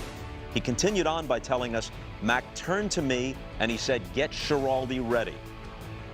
What we're left with here is, as I said, he said with two key figures in one of the great games in history. And I mean, I'm going to lighten it up here a little bit. I can't see Clemens giving up in a bat, personally. I mean, No, exactly. No way. Those things are precious when you're an American League pitcher. So. You know, I'm going to go another step because Clemens also told me that when the scheduled Game 7 on Sunday night was rained out and pushed to Monday, that he told Mac that he could work out of the bullpen on Monday night. He had his spikes on. He was in the bullpen. He was in the bullpen. Yeah. And for the game. So, I mean, I played with Roger at Texas and then again with the Red Sox, and I have never known him to come out of a game willingly. Why do you think McNamara would not have called upon him after you were out of the game 3-3 in Game 7? If Clemens could give you an inning or two, why not go to him? I'll be honest, that conversation was had after Game 7. Clem came in and said I was ready to go. And I don't know. I don't know what happened. I don't know what happened to that relationship. I don't know what happened at that end of the dugout, but obviously something happened, and it severed a relationship. So here's Keith Hernandez with his thoughts from the other side on what Roger Clemens might have done that night. With that bullpen they had, which was their obvious Achilles heel, Clemens had to suck it up and go 9. At least try to go 9, let us knock him out if he has to leave the game. Well, Keith is pretty blunt. What do you think, Mookie? Again, pitch count, we weren't counting pitches. We knew we weren't touching Clemens. He was pretty much doing what he wanted, you know, against us. It was surprising when we saw he was out of the ball game. It really, really did shock us because we thought, you know, this guy's just going to mow us down for the next 3 innings, or next 2 innings. So we don't know. All this is new. We didn't get all this about someone's fingers hurt and didn't want to come out of the game. All this is afterthought to us. We didn't hear all about this, but we were concerned about just trying to, you know, score runs. And yes, we wanted to get Clemens out of the game early. We really did, but we didn't think he was coming out. When we come back, the Mets come to bat against Calvin Schiraldi. So Roger goes 7 innings and goes out winning 3-2. Well, perhaps unexpectedly, he is out as we go to the bottom of the 8th, and Calvin Schiraldi comes out of the bullpen, and the first man he faces is Lee Mazzilli, pinch hitting for Jesse Orosco.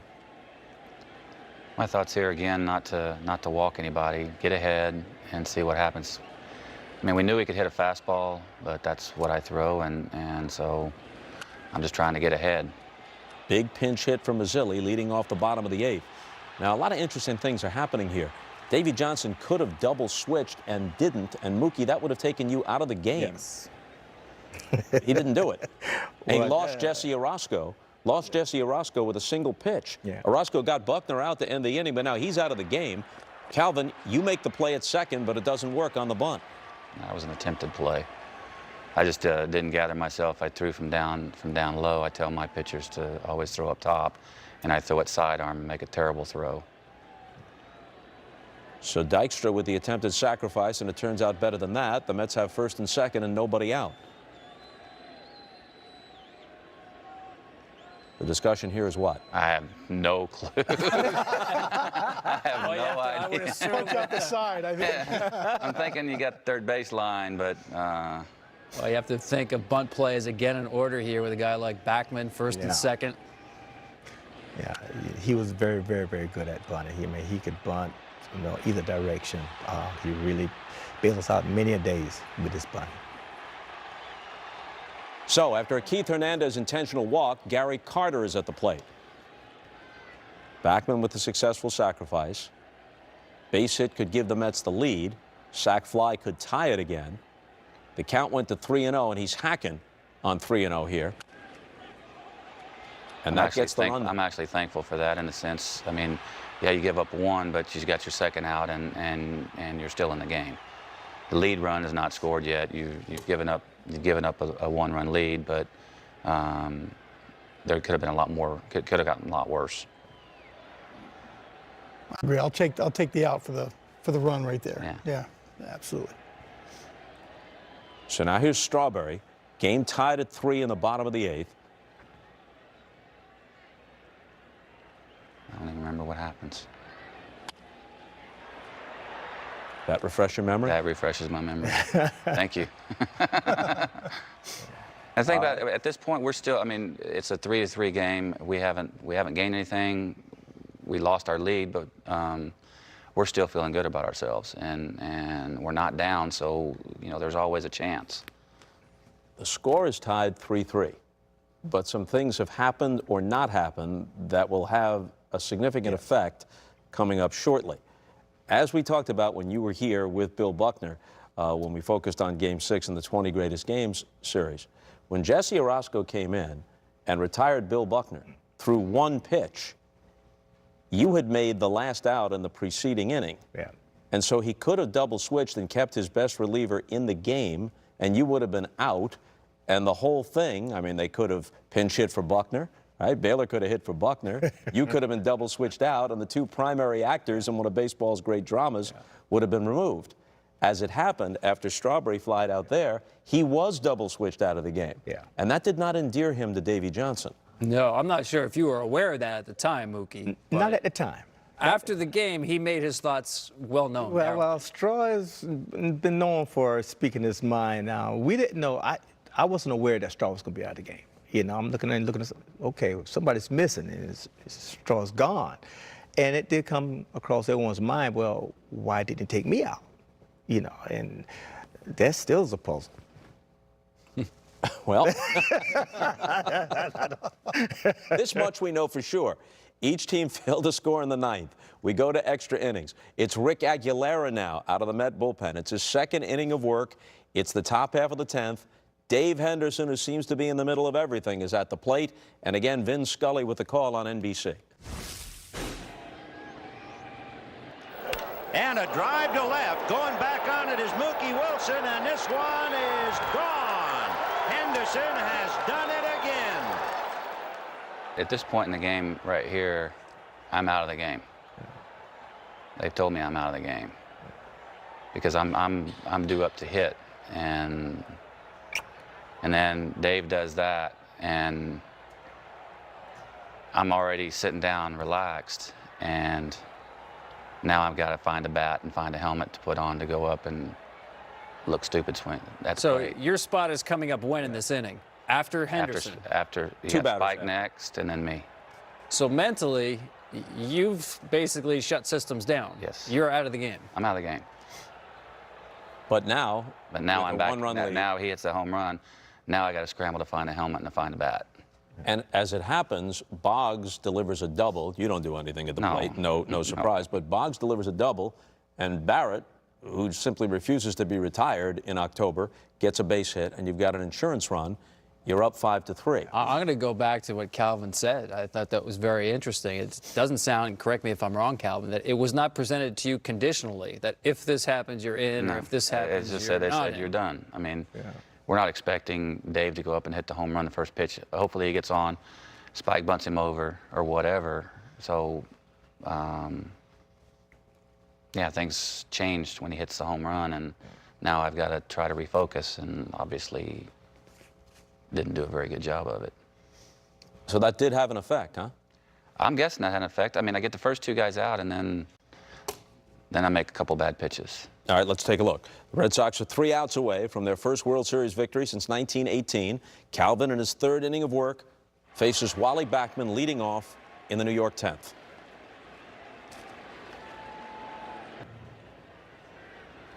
The thing about these two balls right here is it's not like they're not hit very hard. They're pretty well scalded.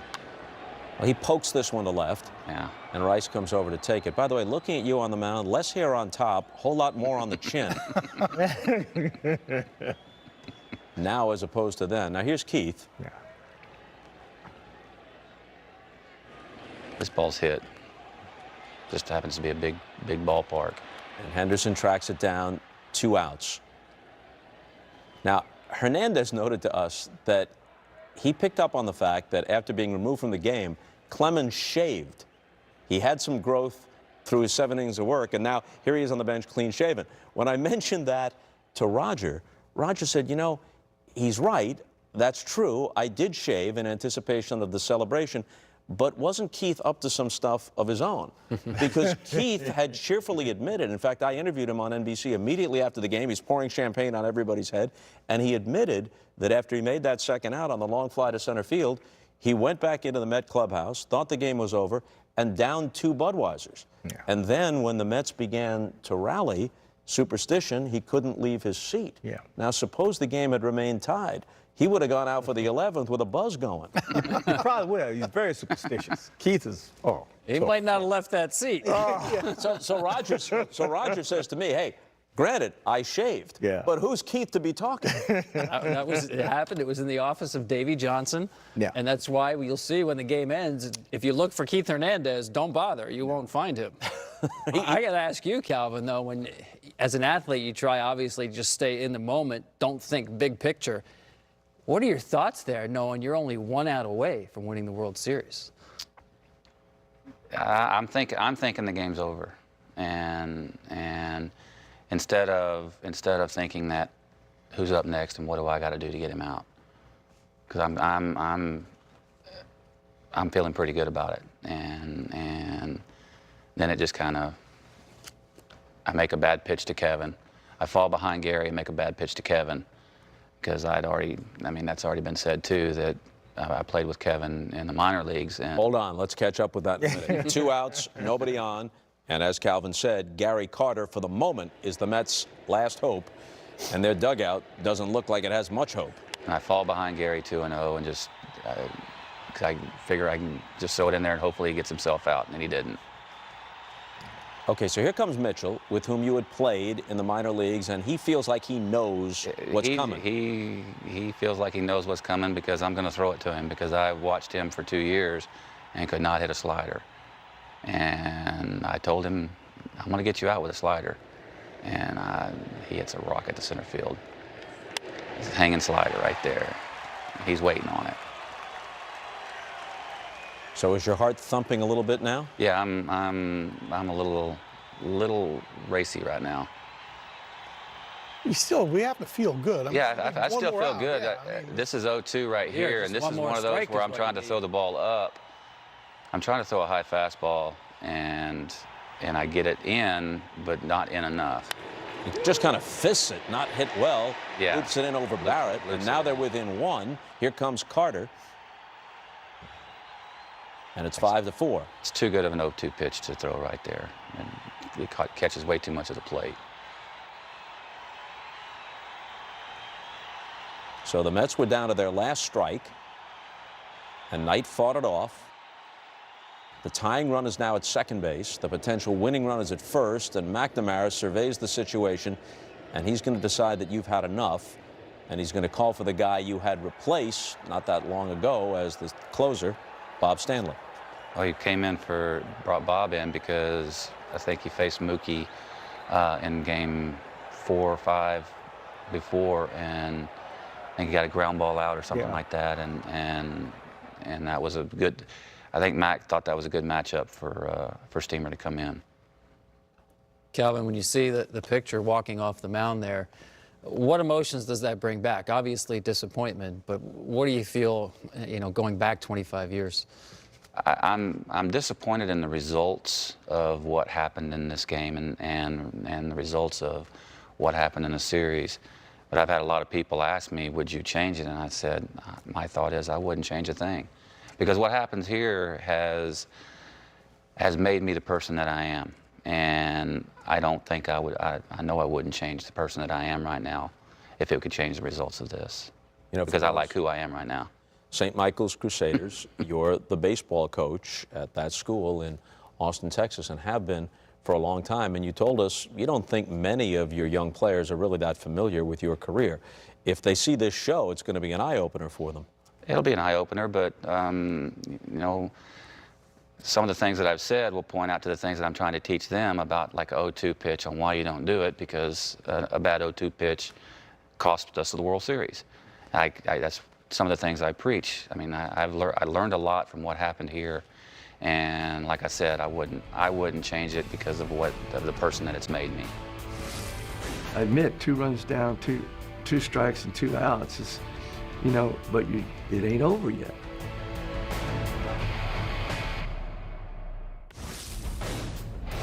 Calvin Giraldi couldn't do it, and it's up to Bob Stanley, and it's up to Mookie Wilson. So now Bob Stanley comes in, Mookie, and as he's taking his warm-ups, what are you thinking? I'm thinking I wish Calvin had stayed in the ball game. You know, well, no, for just like I think Kevin said it earlier that he was somewhat familiar with us, and he had great success, and we were familiar with him because he was with us a while. Even though he had pretty much done pretty well against us, we still felt comfortable, you know, hitting off him. I wasn't as familiar with Stanley. You know, I'm not familiar, and I've never been one for taking pictures, just, you know, looking at a guy, oh, that just wasn't my game, you know. So I was a little disappointed I didn't get a chance to hit off Calvin, you know, and I thought he probably would stay in because he had been their closer and had done a phenomenal job. So when Stanley was coming in, I was a little concerned because now I just have to back up and just regroup. There are two pitches in this at-bat that are pretty much set in everybody's memory. But what people may not recall is what a long and battling at-bat it was. Foul ball after foul ball. And in fact, as we pick it up now, it's the 8th pitch of the at-bat, Stanley against Wilson. But the first thing we have to understand is that the magnitude of this ball game. We had 2 or 3 guys just went out there with 2 strikes and put the ball in play. I was not going to let the ball get by. But Rich Gedman did. Yes. And here comes Mitchell to tie it as Knight goes to second. Now, 25 years later, there are still people who say, though it was scored a wild pitch, that Geddy could have stopped it. What do you think, Calvin? I'm glad he asked. Wow. I'll ask you next.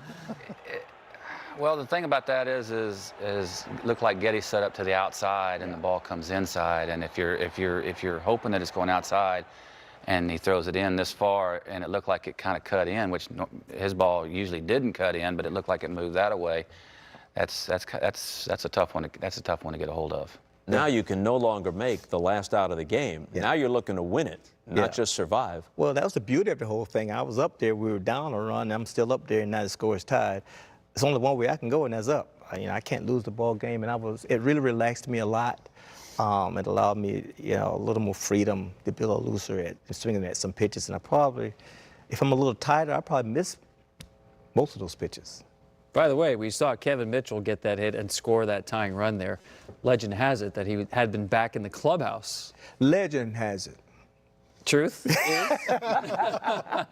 Yeah, you get put on the hot seat. He was back in the clubhouse taking his uniform off, figuring World Series is over. Well, if you look at the attitude of that dugout, you know, people can talk about how confident we were, but I think pitcher says it all. That dugout was done. I mean, we didn't think there was any way that we were going to, particularly after the 2 outs. David was sitting there looking, you know, he was lost. I'm sitting 2 people down from him, and I had both hands on the bench trying to say, well, what have we just done? And, you know, yeah, the hits kind of picked us up again, but we were pretty much out of it. Well, now the Mets are very much in it. The game is tied. Ray Knight is at second base. Mookie's still at the plate against Bob Stanley. And not incidentally, Bill Buckner is at first base.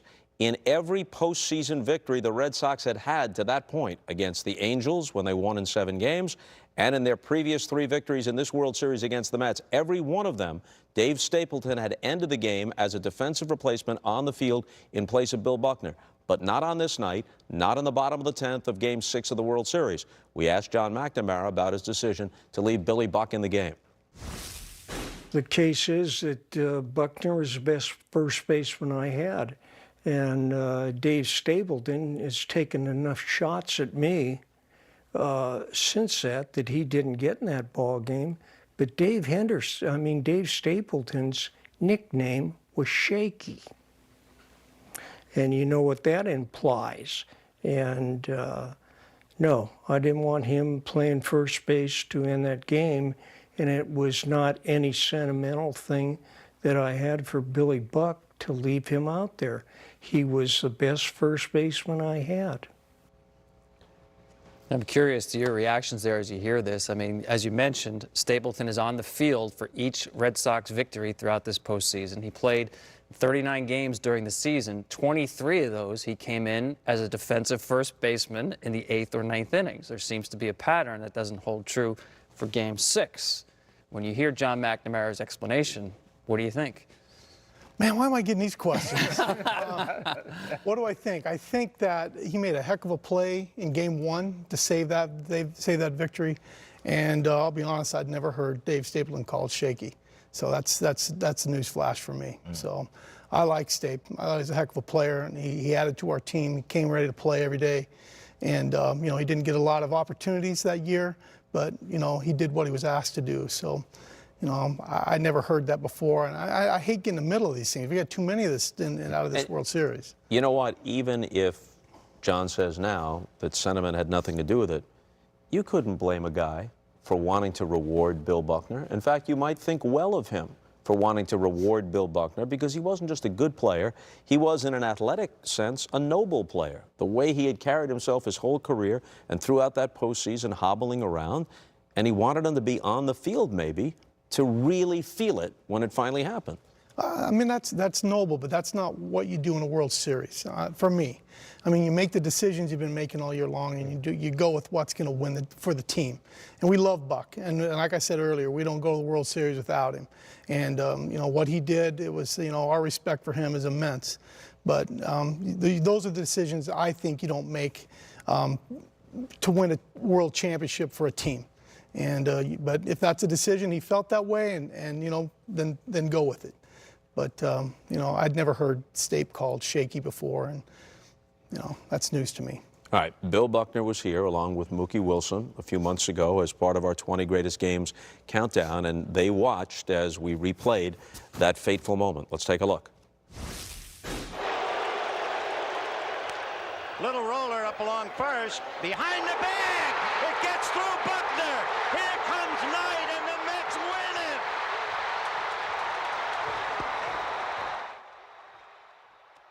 That did happen, huh? It did. Mookie, would you have beaten him to the bag? If he stops it, obviously Knight has to stop at third, but would you have beaten him to the bag? I thought my chances were pretty good. I thought that I could beat the pitcher there, so I thought it would be a foot race between me and Billy Buck. Stanley was a little slow off the mound, so it was a question of whether he could have gotten there in time, and certainly hobbled as he was and as fast as you were, running from the left side of the box. Questionable whether Billy could have beaten you to the bag had he fielded it. Yeah, I mean, that's another topic that we talked about, and I've looked at that play hundreds of times trying to figure out, because I tried to answer it, you know, definitively, and there's no way you can really tell whether I would beat him to the bag or not. No way. Calvin, obviously you started this inning. Where are you watching at this point, and describe what you saw? I'm in the dugout, and I don't really remember what happened because I think my head was down the entire time, hoping that that Bobby would get us out of it. And so I don't think I saw any of it until probably that night on replay. Bruce? I was in the dugout. I mean, I was, you know, we were all kind of a little bit in shock. It's like all of a sudden, you know, we're 1 out away, 1 strike away, and feeling pretty good. And the next thing you know, I mean, literally, it seems like in a flash, you know.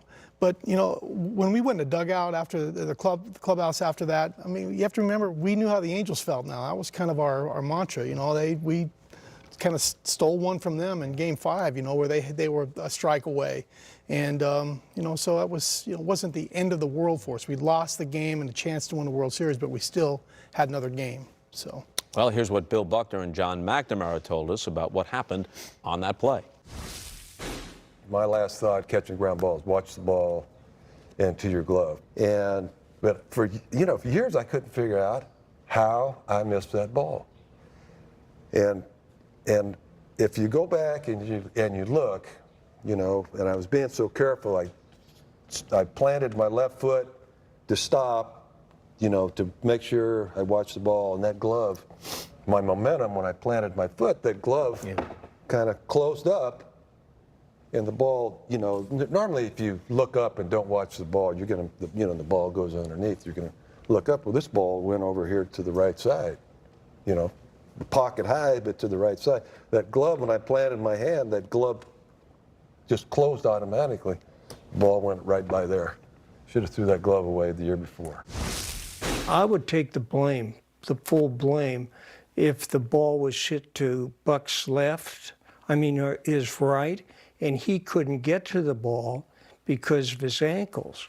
But he got to the ball, got in front of it, just went through his legs. What was the clubhouse like immediately after? You expressed the idea, which was perfectly rational, that you still got another shot, another ball game to win. The series is only tied. But in the immediate aftermath, had to be stunned, right? Yeah, we're stunned, and it was pretty quiet. There were a couple of gloves thrown in their locker. It was a fairly typical reaction, and rightfully so. But once we had a chance to think about it, we kind of caught our breath. We realized we still had life, so it wasn't over. It wasn't the death. How about for you, Calvin? Because we hear a lot about closers needing very short memories. That one actually had to be extremely hard. It was hard, but it's something that you have to do. This was my first year closing, but I'd learned, at least I thought I'd learned to be able to put it behind me. I'd blown a couple games earlier in the year and learned from it. Did the same thing in Game 4 of the ALCS. Came back in Game 5 and pitched well. So it's move on to the next game and see what happens. How crazy was your clubhouse, Mookie? It was crazy. I don't know if we're crazy because we had just come from behind victory, or we're just kind of still in amazement as to what happened, and how it happened. I think it's a little bit of both, but we're feeling good. We knew that we had our magic back, and that team, it was really, we stole one. We stole one, and guys went battled, not giving up, and putting the ball in play. It was a great feeling in that clubhouse. It really was. Were you aware, Bruce, that you had been voted when it looked like the series was going to end with the Red Sox winning it? In that 10th inning, you had already been voted the World Series MVP. I found out afterwards. Somebody mentioned it to me, people at home or whatever. So I guess I'm the shortest MVP in history. It's 5 seconds or only 15 maybe. And almost subliminally, for less than a second, yes, somebody pushed the wrong button, and it said on the scoreboard, sometime in that bottom of the 10th inning when it looked like the Mets were cooked, congratulations, world champion Red Sox. I saw that too. I'm looking up and seeing that. I like the way it looked, to be honest with you. It looked good to me. We alluded to this earlier, but let's let him tell the tale. Where was Keith Hernandez after his at-bat in the bottom of the 10th when he made the second out? I went up into the clubhouse, I remember, and I just ran up the tunnel, and my reasoning was I didn't want to see Boston celebrating on our field.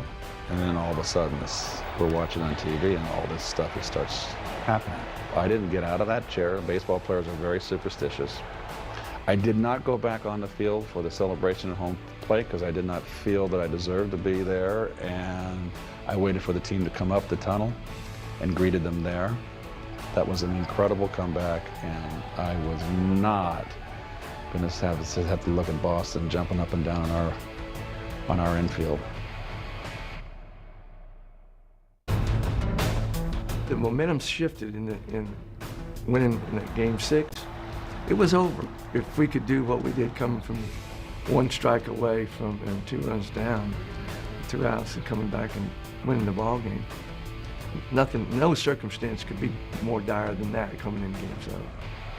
Well, with reverberations from Game 6 being felt all around New York still, and for that matter, all around New England, maybe the Red Sox catch a break because it rains the next night, and Game 7 is postponed from Sunday to Monday night. And at some point, John McNamara comes to you and says, you got enough rest. You pitch Game 5, but you can go on 3 days rest and pitch Game 7, right? Sunday night is after the game had been called sometime before we went to bed. I was actually talking to my wife about this the other night, and we went out to dinner, and we kind of had a suspicion that it was a possibility, so we went out to dinner and we didn't walk around the city. We just went right back just in case the phone call did come, then I could get my rest and get into my routine. And Mac called and told me, and so I started my pregame routine, getting ready to go. How well did you sleep? I slept all right, actually. I mean, I was, once I got, game one was the one for me. Once I got on the mound, everything clicked for me. It just all of a sudden seemed normal. Once the media cleared off the field and all the energy of that, it just became pretty comfortable for me. So I wasn't overwhelmed. I mean, it's what you grow up as, throwing the ball against the wall as a kid. It's game 7, you're always pitching, and here's my chance. So I was having some fun. Bruce had pitched brilliantly in the World Series to that point. But you figure he still has Oil Can Boyd to come out of the bullpen. But as it turns out, no, because Oil Can did not take the news especially well and drowned his sorrows in a way that rendered him incapable of performing in Game 7. Here's McNamara on that. Story goes, he had some alcohol before Game 7, and you didn't think he was in no position to go out there and take the ball. Well, you said it, I didn't, but that's the exact reason. Well, he more or less confirms it, and here's what Bill Fisher, the pitching coach, said. We don't have him on tape, but here is his quote. I came to the park, and Al Nipper, one of the Red Sox pitchers, he had started Game 4, came up to me and said, you should check on your long man, that would be Boyd. He was boxed up, under the weather from drinking, so we locked him in a room. Recall any of this? Cal, Bruce? Cal? I don't remember a thing. I don't either. I was ready to pitch. I mean, I couldn't worry about that stuff. That's, you know, that was a distraction for me. I was doing my thing. I was getting ready to do what I had to do. So I don't remember. But you know, if strategically, Tom, if Roger Clemens was available for an inning or two, as he to this day says that he was, and if Oil Can Boyd had been prepared to pitch, then Game 7 might have played out differently. And there's no question. I mean, you're talking about two valuable arms. We think of Game 7 as an all-hands-on-deck game. Starting pitcher, relief pitcher, doesn't matter. Everybody's in the bullpen, spikes on. And we've heard Calvin say that Roger was there, ready to go, not called upon for whatever reason. And now we hear about Oil Can Boyd, not called upon for a reason that John McNamara has spelled out. Ron Darling is your opponent. He pitched games 1, 4, and 7 for the Mets. And let's pick up the game, Game 7 now. In the second inning, Dwight Evans is leading off for the Red Sox, facing Darling. High drive into deep left center field. That one might go all the way. It is gone. Home run, Dwight Evans. And that's a drive into right center field. Strawberry going back to the wall. At the wall, leaps in the air. One hands it. No, he missed it. The right hand of Dale Ford started up and then circled to indicate home run. And Strawberry coming with an inch. It's gone, and the Sox lead 2-0. So back-to-back homers make it 2-0. It wasn't that Darling was doing that badly, but you can't afford to wait in Game 7. And pretty soon thereafter, Davey went to the bullpen for Sid Fernandez. Unheralded performance. A lot like Mike Messina in Game 7 in 2003 when, ironically enough, Roger Clemens, then a Yankee, didn't quite have it, and Messina held the fort until the Yankees could come back against Pedro Martinez. Sid Fernandez came in and kept it close for you guys. Well, Sid is a very underrated pitcher. I think he had been all year. Big left-hander. A big left-hander, and I think that gave Boston a little bit different look from what we had been bringing in normally during that, you know, situation. So I thought it was a good move by Davey. At the time, maybe a gutsy move, maybe going for a more, you know, a polished person. Because Sid, you know, his control was sometimes could be on rocky ground. But when he was throwing strikes, he was tough, and he was tough that night. Early in that ball game, if you go back, we had runners on base with our big hitters up there, and we could not get a base hit to lengthen our lead. Back to Game 7 of the World Series, bottom of the 6th now, 1 out, and up steps Lee Mazzilli, pinch hitting for Sid Fernandez, and facing Bruce Hurst. Hurst, by the way, is on a roll now. He has retired 11 in a row. Change-up. Yeah. Another big pinch hit for him. He was a key guy in this World Series. He got a lot of big hits. But that's what he does. Yeah. That's what he did. He's done it for us all year. And here you are, Mookie. Yeah. This is what you don't know what this guy's going to do. You couldn't hit a ground ball, don't play for me, could you? I think another changeup. And you notice we pulled both of them. Yeah. You know what was funny about this whole situation? Even though we were down, we were still feeling pretty good. You know, it's not like we were down in the first 2 ball games where we were a little shaken, but we weren't shaken by this. Right. Well, now you lose Tuffle. There's McNamara conferring with Fisher, the pitching coach. The bases are loaded, and here's Hernandez. This is the one pitch that I want back in the World Series. It was the one time where I kind of got between with Richie on what I wanted to do. It ended up being a 3-run pitch, if I remember right, and went to a fastball, got it up, and hit it for a double. And I kind of had in my mind that I wanted to throw something soft at him because I knew he was a really good fastball hitter. Is there anything you recall about this conversation here, Bruce? Obviously, he wants you in to stay left on Hernandez with Crawford in the bullpen. I think that's what the conversation was. You know, I think he was out there kind of giving me a blow, kind of, you know, pump me up a little bit, telling me everything's all right. And, you know, I'm just one pitch away from getting out of this. He likes the matchup. And, you know, just go out and make a pitch here. You know, see if I can get, you know, kind of right the ship here. Keith Hernandez had a key hit in the 7th game of the '82 World Series for the Cardinals when they were down against the Brewers, also against a left-hander, and he does it again. High fastball. Looked like he hit it almost off his shoulder. It was up, yeah, and you know, it was just a pitch I was in between, and I had a changeup on my mind. It's a, you know, yeah, up and right down the middle. Neither of them are conducive to. Keith is one of the opposite, usually with the left-handers. Yes, yeah. He's a high ball hitter, where most left-handers are low ball hitters. Right. He was very good ball up. Yeah. Very good with the ball up. So that's the one pitch. You score, Mazzilli scores ahead of you, Tuffle to third. Suddenly now it's 3-2, and here's Keith Hernandez with an explanation of that at bat. The book on me was always inside. I knew that, and he threw me a big hook the first at bat, nasty one. I took it, and I just choked up an extra inch on the back because all was needed was a base hit. A sacrifice fly wasn't good enough. All right, so that makes the score 3-2, and the next batter is Gary Carter.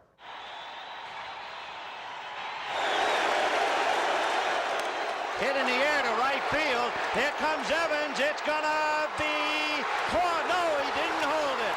The run is in. However, Hernandez is tagged out by Spike Owen. Evans making a diving, smothering attempt, and we had to wait till Dale Ford indicated catch, and then no catch. And that's why Hernandez is hollering, why didn't you call it? The ball's, he can't tell where the ball is, so it's just one of those things that happens. So your lead is gone. Red Sox get out of the inning, 3-3, but now it's a whole different situation. Yeah, it's a whole new game, and you know, I think I remember telling Mac, he asked me how I felt, and I felt like that the part of the order that was coming up, I felt like I could get out, and I felt like I could go on, but you know, I was starting to tire. Seaver was on our team, and Seaver told me afterwards, you know, he said, you're starting to elevate the ball. It's a good choice. So, you know, the feeling you have to feel like you're going to get out. You don't want to come out of the game. And but you know, it was a decision that, you know, probably had to be made. I was starting to elevate. Seaver was on the team, but not eligible to play in uniform in the dugout, but on the disabled list. And should be known that for me personally, the World Series with Tom Seaver was made the experience phenomenal for me. It was like the University of Seaver every day. He had little one or two, you know, thoughts that he'd always ingrained in my mind between innings. He'd just make sure I stayed on point, didn't get too distracted, and it was really, really valuable for me. And, you know, between starts and watching other games, I'd sit by him and pick his brain and listen to little things, and you know, it made the experience even better for me personally. Well, we saw Steve Crawford in the bullpen briefly earlier, but now with Bruce out of the game and the score is still tied after the Red Sox don't score in the top of the 7th to the bottom half, we've explained why Oil Can Boyd is not available. Roger Clemens is not going to be called upon for an inning or two here. Back to you, Calvin. 3-3 game. What are you thinking?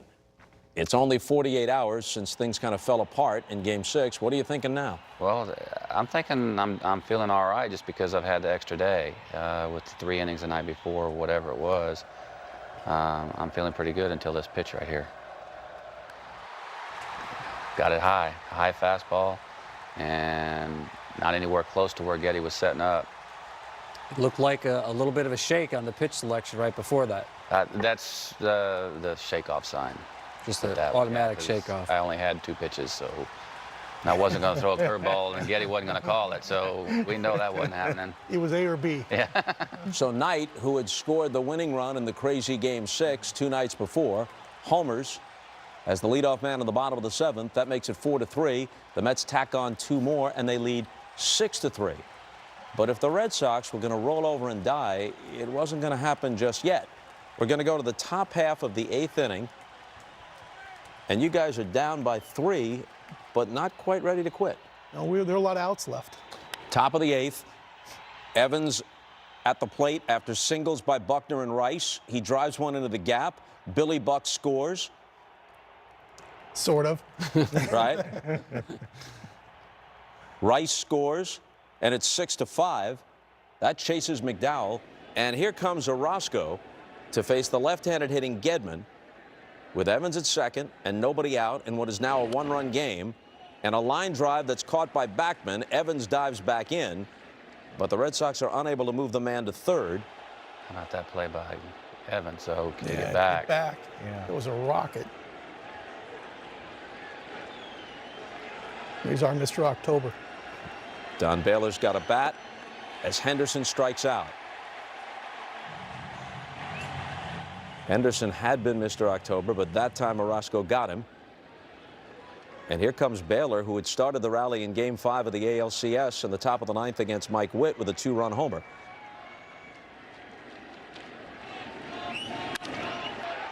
Off-speed pitch bounced to short. Santana throws him out, and the tying run is left at second base, and it's a 6-5 game as the Mets come up in the bottom half of the 8th. That's some big league pitching right there. You know, running on second, nobody out. Yeah. Getty hit the ball on the screws, but you know, after that, he made a couple good pitches. Just some good hitters. Up next, the conclusion of the World Series as an unforgettable 1986 postseason finally has a champion.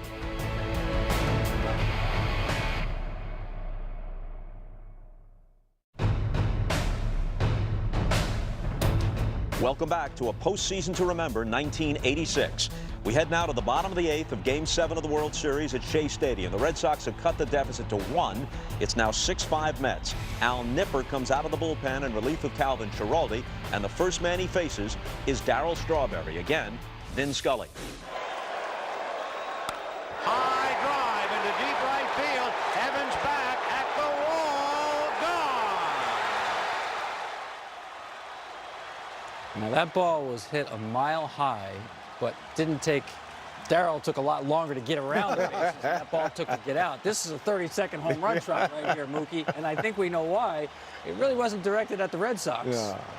I think that one was for Davey. I think Straw has worse emotions on his sleeves a lot of times, and you know, when you play with guys during the course of a season, you get to understand, you know, their personalities and why they do certain things. But you know, that was the Straw just kind of saying, "See, this is why you leave me in the ball game." And the Red Sox took it as an insult to them. Yeah. And as it happened, the next spring training, Nipper faced Strawberry in Florida and immediately hit him with a pitch. Yeah. And it ignited a bench clearing incident. But really, it was all about Straw being ticked off at Davey. Yeah, but you know, you can't blame Nipper because he doesn't know what was going on. And but it made for interesting spring training. Yeah. So that made it 7-5. The Mets tacked on another run, made it 8-5. To the top of the 9th, Ed Romero fouls out, Wade Boggs grounds out, and Marty Barrett is up against Jesse Orozco. The Red Sox down to their last out.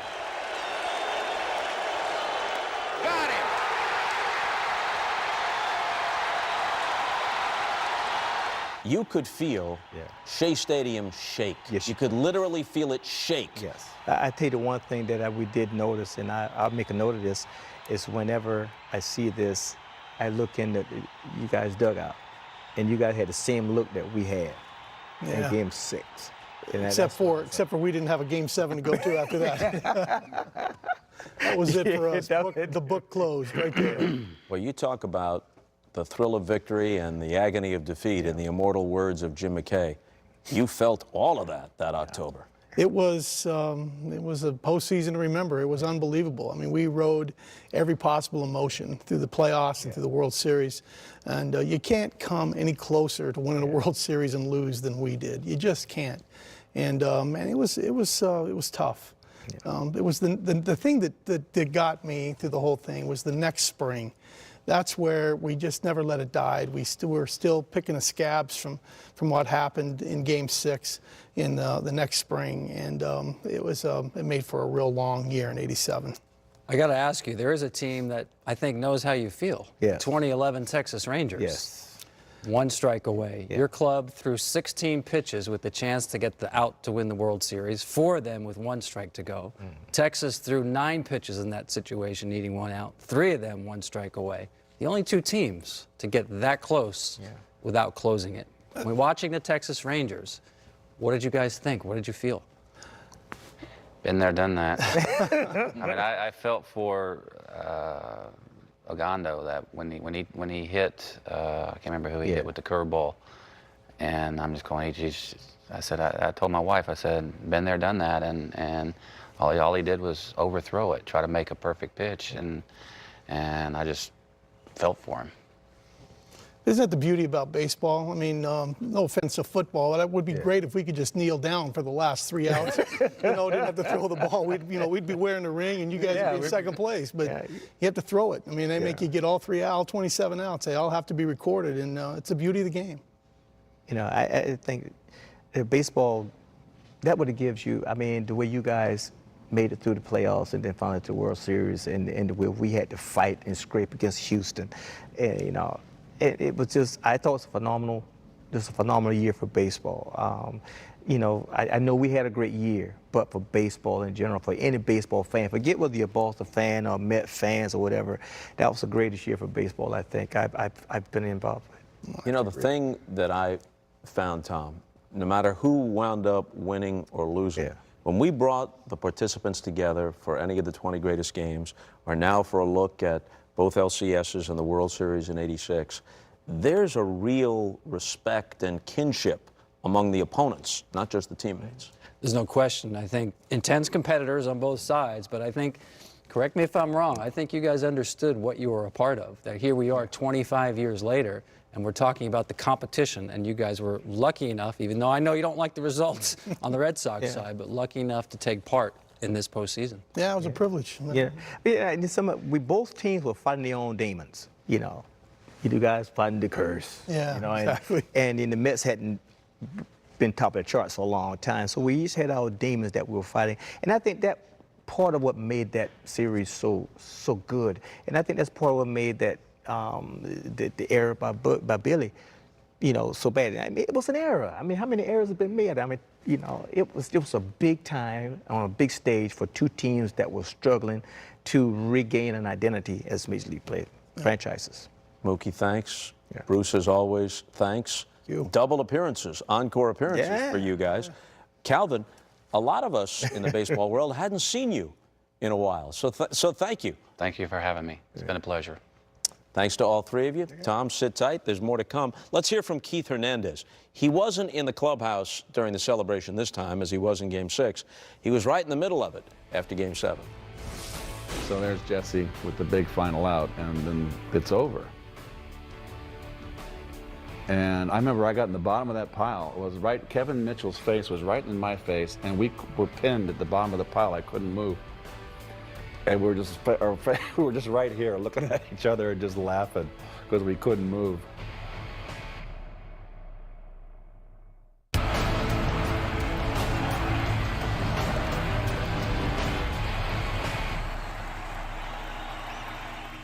I still carry it with me, no question about it. And I took off my World Series American League Championship ring that year because every time I was driving the car, that ring would show up in front of me. And then the memory starts streaming, and I thought, why aggravate yourself? 25 years later, what I remember about the '86 World Series is that wild pitch. I mean, that thing sticks in my mind because I knew then we were going to win the whole thing. Tom, a lot of memorable games and plays and reminiscences from some of the key figures. What strikes you? Well, it's amazing that these games, they don't end, not with the last out. 25 years later, we talk about it as if it were yesterday. And what stood out was John McNamara talking very decisively about his version of Roger Clemens' exit, very different from Roger's version. And Calvin Schiraldi, the comfort level to move on from that game was, to me, very striking, very impressive.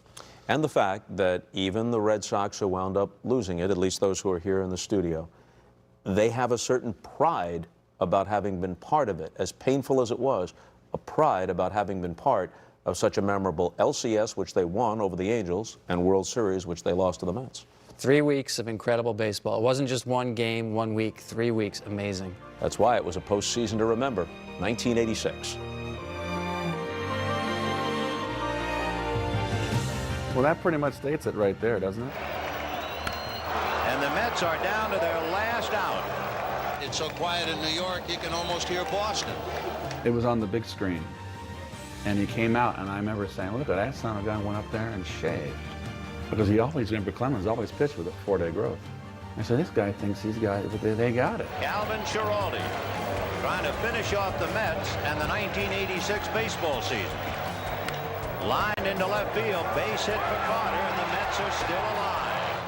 Curveball, and that's going to be hit to center, base hit. And that's going to be hit into center field. Here comes Carter to score, and the tying run is at third. That's when I turned to Darryl and said, I am not leaving this chair. I said, this chair's got 3 hits in it. I'm going nowhere. They told me that they had the clubhouse set up and had to tear down the paper because of the champagne. And it's going to go to the backstop. Here comes Mitchell to score the tying run. Take it out, get some help. Take it out. So the winning run is at second base with 2 out, 3-2 to Mookie Wilson. He was not going to put me out there if it was going to hurt the ball club. Little roller up along first. Now, would Dave Stapleton had caught the ball? Yeah, so would you. Bob, you'd have caught that ball. Behind the bag, it gets through Buckner. People ask me how I feel now about it. I feel very blessed. Yeah, I've played 21 years in the major leagues, got to play the 2 World Series. Here comes Knight, and the Mets win it. Would I have liked it, things to change differently in the 7th game? Obviously, or the 6th game. But it didn't. Would I do it again with the same results? Heck yeah. Mookie, have you ever seen anything like this? Dave, this whole postseason play has been unbelievable. But you got to give credit to the guys. We don't give up, and that's perfect out. We could have used to fold it, but everybody battled back. It was letting me do my part, and I did the best I could. Hey, Boston, hold your head up. You gave it your best shot and came up a buck short. Yeah, I still think about it. I don't second guess myself or dread what happened. And, I guess it's very important that, that was a tremendous playoff and a tremendous World Series. And, what the hell, I'll be part of history. He struck him out. Struck him out. The Mets have won the World Series. The dream has come true. The Mets have won the World Series. Now the crowd salutes them as they can say, truly, we are #1.